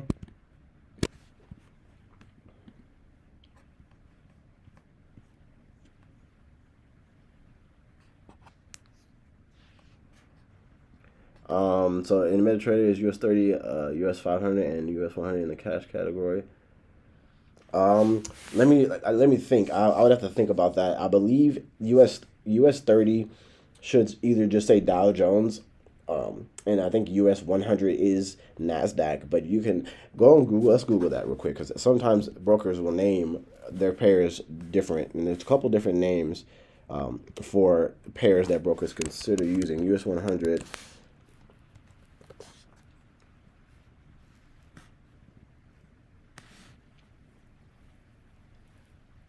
So yeah, US100 is NASDAQ. I had to remember because I know that different brokers will do different things. US100 is NASDAQ, and SPX500 should just say SPX500 on it, but it is under the cash indices, if I remember right. I'd highly recommend, if you're on a personal account, I'd recommend SPX500, just because out of the few, it is the one that kind of favors personal accounts a lot more. So now we currently are in the 1 hour for SPX500. We're inside of the imbalance. I do expect it to come up and mitigate this order block to the 50% at least. If it doesn't, we'll just adjust. But this high at 40 I would say 4086.4. 4086.4 is what we're looking to be taking as our last bit of liquidity. So we'll turn the DR off for now. And that was obviously taken right here. You have buy side liquidity right here. Start to poke a little bit.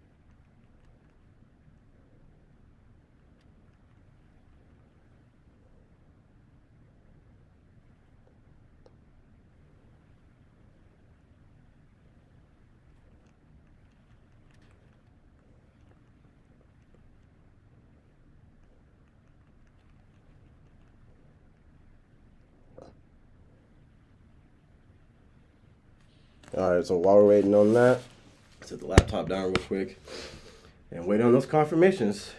Boy, the waiting game.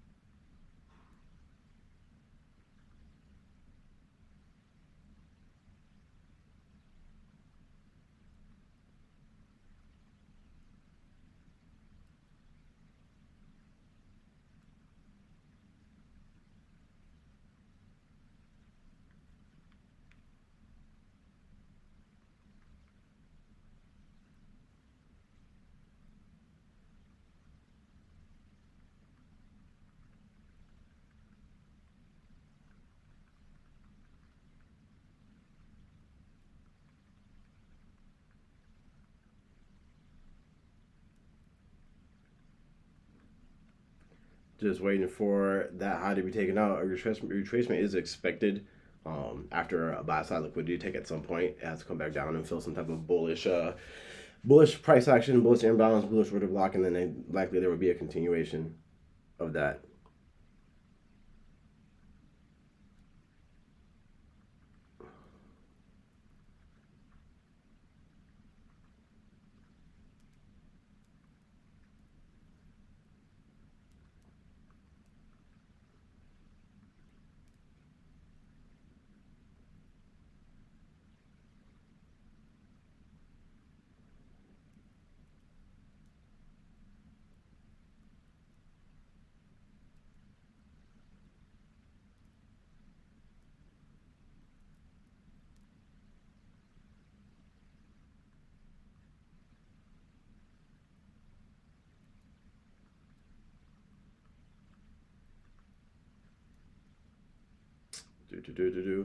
See, like most people would be very convinced that this is going to be the move right here, but until you just get your confirmations and you get the proper liquidity taken, it's not.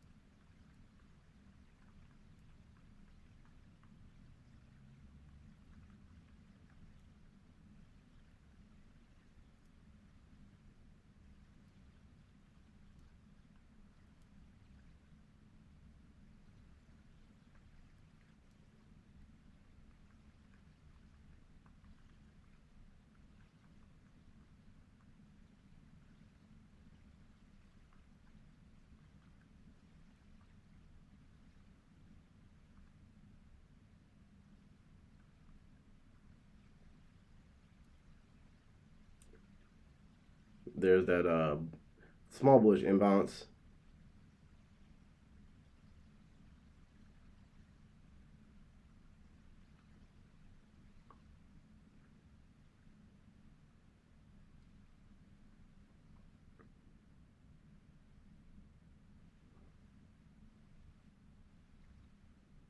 At best, that's laughable.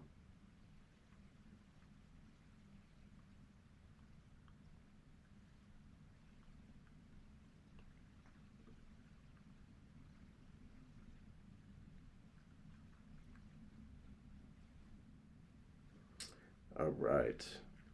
Let's look at US30 real quick. And sometimes it is like this where price will be slow for a little bit, but then it'll come back to a little bit of volatility. Some days are no trade days. Some days confirmations don't happen in enough time. It's just like that. Sometimes you have to catch the trades when they actually happen.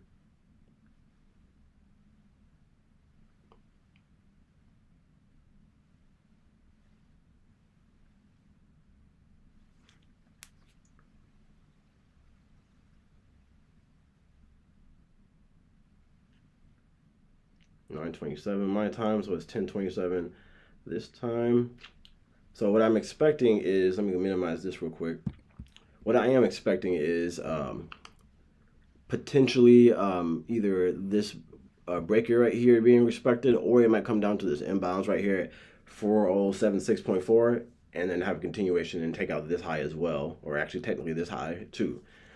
If it doesn't reach my fair value gap in a reasonable amount of time, then we will just have a no trade day, which is fine. There, you need to know when to not be in the market, right? Because if it's this slow, getting confirmations no matter how slow it might be, given the later in the daytime, not, you know what I mean, delivering price for your TP. Usually between certain times, if by like 11:30 in the morning, I would say latest. If I'm not in the trade already, especially intraday wise, this is a no trade day for me. It's a part of my trading plan. Because you have at noon, you have a manipulation block, order block, that ends up happening, and at noon you have a manipulation block that.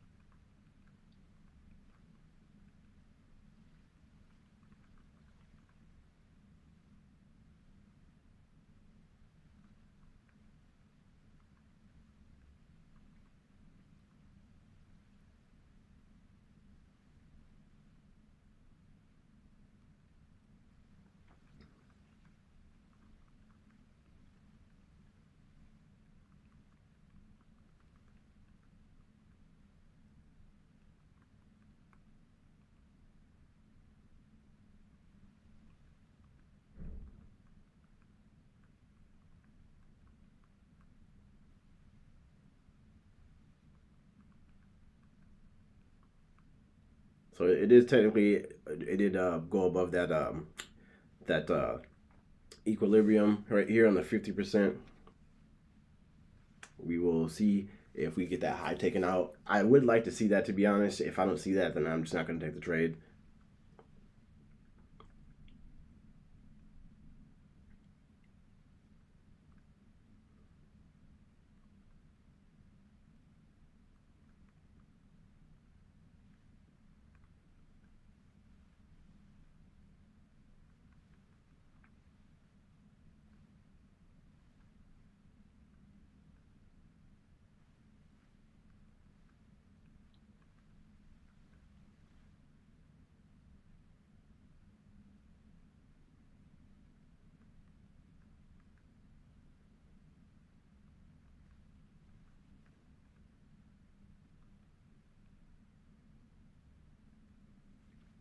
Perfect.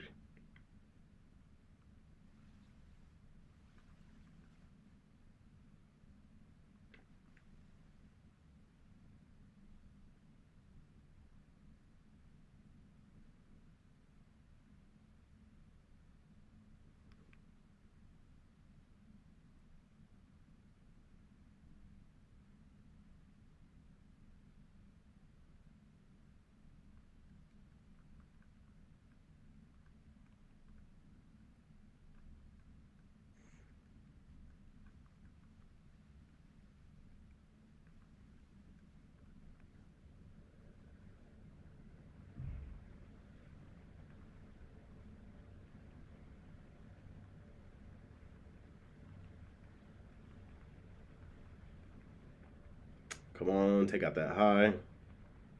So like I said, this is the boring part of trading that no one wants to do. They wanna hurry up and wake up in the morning, and by 10 a.m. they want to be, $7,000 in profit. You have to wait for the sub to occur.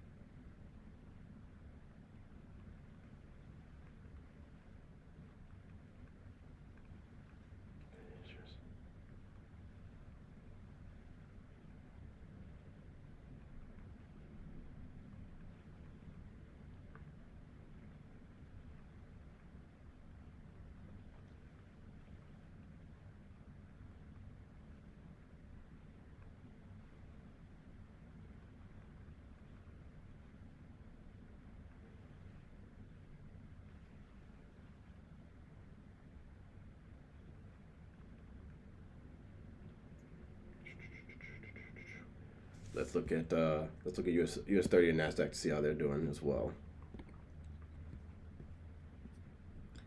So US30, it traded above a short-term high on the 5 minute, but it did not really feel any institutional footprint on the hourly. I would love to see it at least come up to this um, imbalance and like to mitigate this order block right here at 33476.9. If I do not get that, it's going to be a no trade day. And there's nothing wrong with that. So we did have the imbalance filled here. I did expect it to come up to mitigate the 50% of this where that 5 minute fair value gap was. And like I said, if I don't get that, then I will not.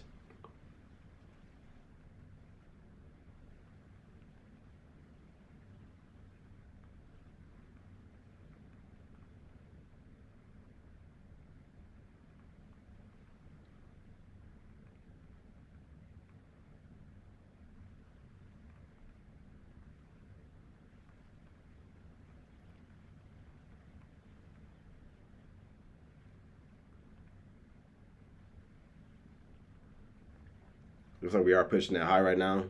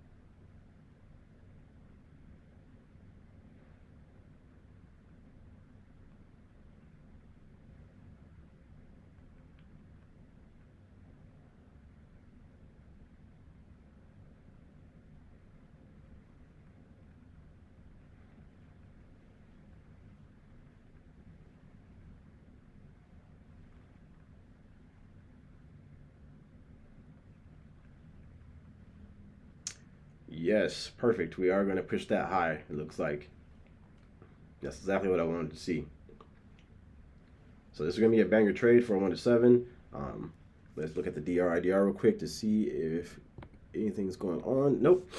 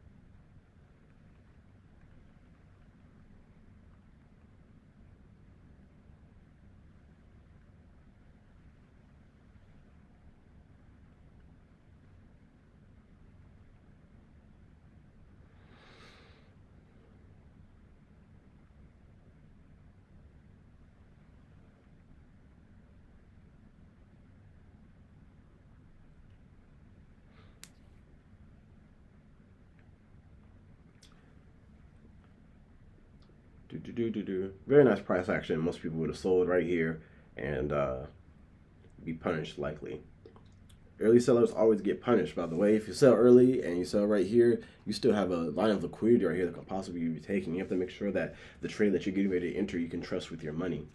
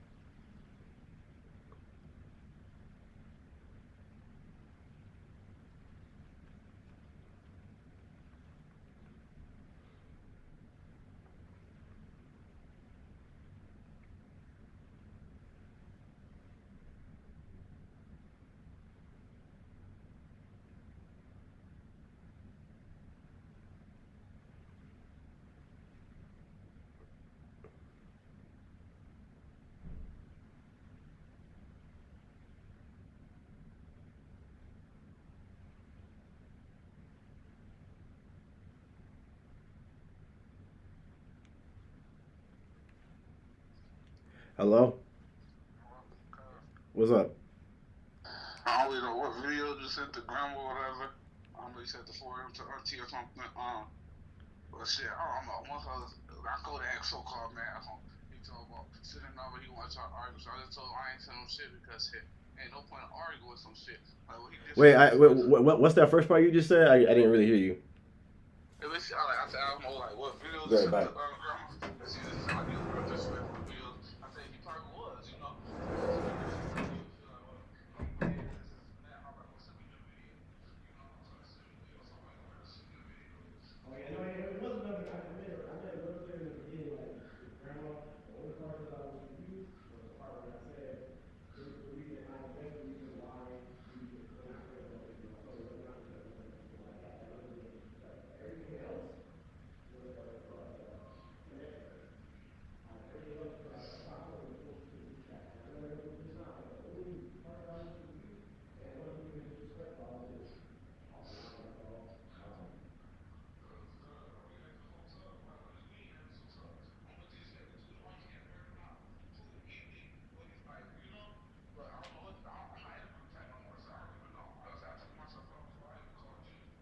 Yeah, no, I feel it. No, that was not something right. The only part that I was with grandma was the part where I let her know. Like I let her know right at the beginning. I was like, forward this to the group chat because I can't constantly make it Facebook. I was gonna message her and be like, if you got a problem with me, call me. You know?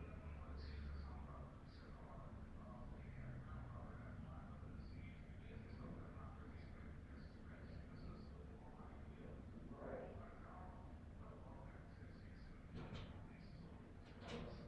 Right. The only thing I said is that if you gotta keep being fucking rich, then don't be around me. Basically, you know what I'm saying? Like don't be fake. If you got a problem with me, it's gonna be me. You know what I mean? I said, yo, you can sit down right here in my apartment and sit down and have a conversation over here. You know what I'm saying? So it wasn't disrespectful. Everything that was disrespectful at the beginning was not for her. It was for Sinatra. And the only thing that was for grandma was the part where I said, "Hey, the reason why we're not friends on Facebook is not because of anything having to do with my dad. I don't care if you post about my dad. You know, I care about how you feel. You know, if you're talking shit about me and you're being fake towards me, then I'm gonna address that no matter what. I don't care who you are. And I'm gonna do it in a way that's not so disrespectful on my hand. So it was nothing like that. All the disrespectful parts was for Sinatra. Like I let her know, like, don't be fake. Like if you got something to say to me, then say it to my face. I mean, I'm right here. I'm right here down the street. Not.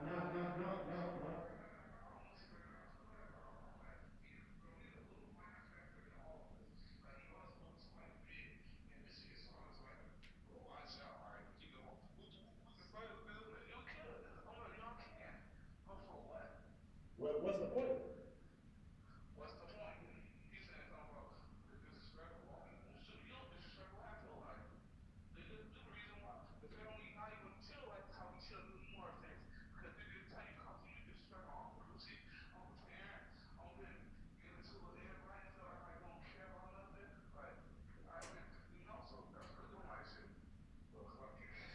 I mean, I was the same way. Was it last year or the year before? Me and Uncle Terrence have got into it, and I haven't talked to him since. But now that I'm a few years older and have a little bit more mature, you know what I'm saying? Like I don't got a problem DMing him and being like, because honestly, the day that I got into an argument with Terrence, Uncle Terrence on Facebook, it was all my fault. I ain't even gonna hold you. I can admit when I'm wrong. It was all my fault. I was in a bad mood that day, and I just went off on him. Right? Yeah.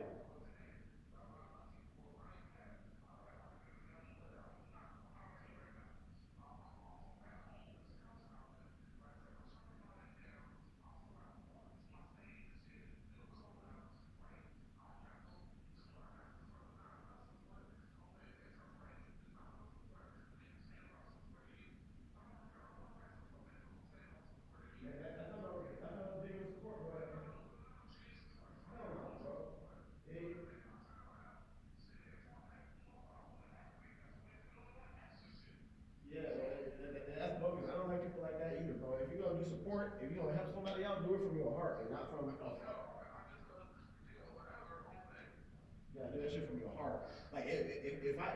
like that one day when remember my truck got towed some years back and you borrowed me like $150, paid you back the next day. You know what I'm saying? But that's from the heart for me. You know what I mean? Like shit like that. You know, I paid you back just because it's a character thing. You know what I'm saying? You gotta pay people back if you borrow money from them. That's all there is to it.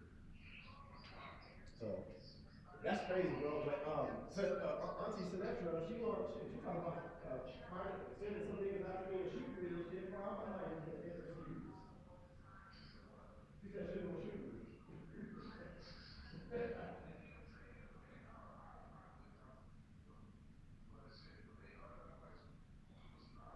No, I didn't. When I was just messaging Auntie Sinatra, I let her know. Like, it wasn't disrespectful to Grandma. I let Grandma know in the beginning of all the videos, like, this is not for you. Because I can't find her Facebook, and you're in the group chat. Can you think you can forward this to the group chat so that she can know, like, Sinatra can know if you got something to say about me, you can have my address. You can pull up here. We can talk on the phone or however you want to do it, and we can just sit down and talk like two adults. It don't need to be no smoke. We both grown. You know what I mean?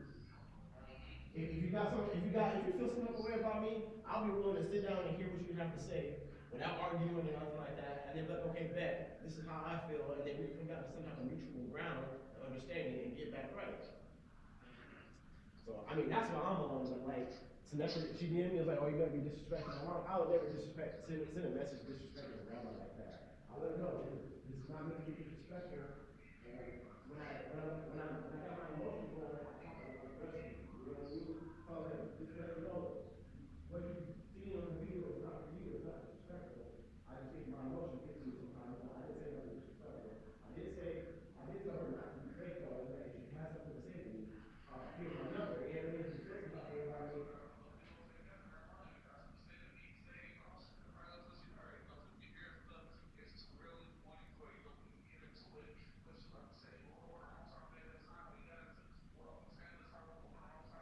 yep.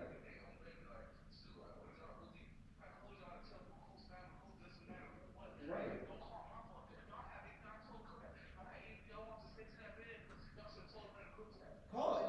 Call me, bro. Like we cousins. You know what you should do? Give Kodak my number and tell him to text me or call me about the shit, bro. Cause we grown ass men, bro.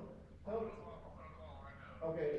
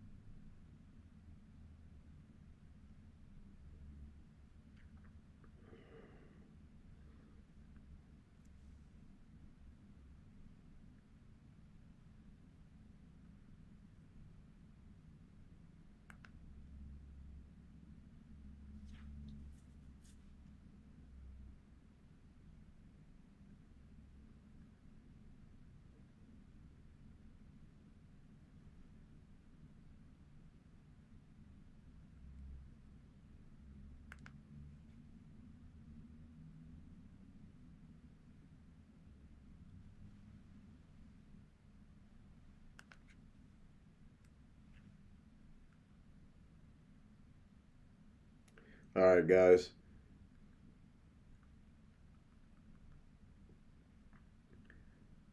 It looks like SPX at least is going. What time is it? It is 1049 EST, or yeah, EST. It looks like SPX was going to come up and take out that I'm gonna feel this imbalance right here. So I'm gonna draw down to the 5-minute time frame. Zoom out. It did feel the imbalance so far, but like I said, if I don't get the things that I want to see, then I'm just not gonna, execute the trade, because it's, you can't execute the trade off things that you didn't plan for.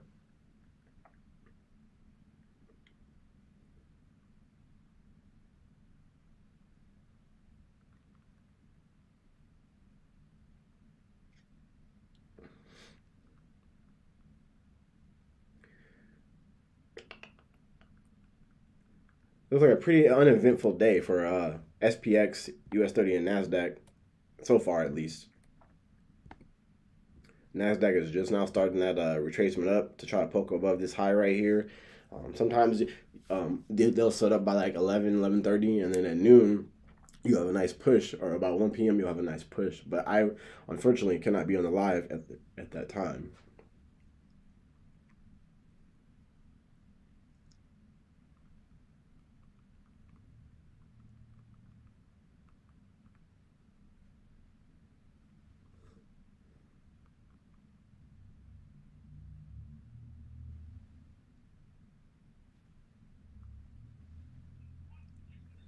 Hello?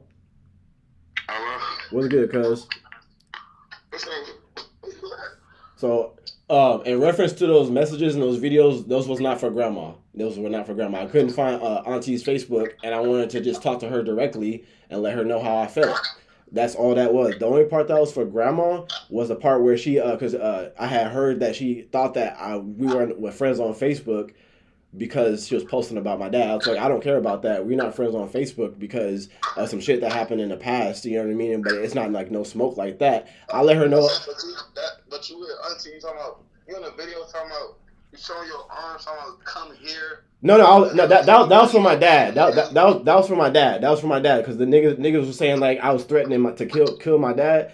If I wanted to go kill my dad, bro, I would have done it as soon as he got out of prison, bro. I know where he stay at and everything. It's not no smoke between me and him. I'm 31. You know what I'm saying? I put that shit to bed years ago. I don't care about your dad. Yeah, man, I feel you. Me either, nigga. Me either. I feel you. But that the messages was addressing Auntie Honey, not grandma, because grandma didn't do shit. Auntie Honey, about how she felt, because when I got added to the group chat, apparently she felt some type of way about that. I didn't know anybody felt a way about me at all, really. This is news to me and shit. So I was like, I felt some like way too. Okay, no, that's cool. We both grown men. Go ahead. Go ahead, speak your shit, bro. Kill put you in that situation because what we trying to do, we trying to solve with the immediate family. I feel you. Their immediate family, the main one. Like if Deontay, if they family started a group chat right now, it'll be the immediate. No, I'm trying to hear what you got to say, bro. Cause I'm trying to hear what you got to say real quick. The main family that where this shit really started. The main people. How we gonna work on this main people? Hey, I can't hear you too good in the background. The respectful way, man. Good nephew, grandson, all that. I always been that. You have your different. It's not me. I'm trying to bring everybody together. Everybody has different. Uncle Brucey, Auntie, everybody has different. Uncle Brucey, right. Right. Everybody has different. Hey, I commend you for trying to bring everybody together, though. For real, man. That shit's not easy. Not because you always got one person who can't understand. Yeah, I'm But I'm trying to hear what you have to say. Like, if you feel some type of way, this is an opportunity to talk to me about it and shit. You know what I'm saying? It don't need to be all that shit. We too old for that.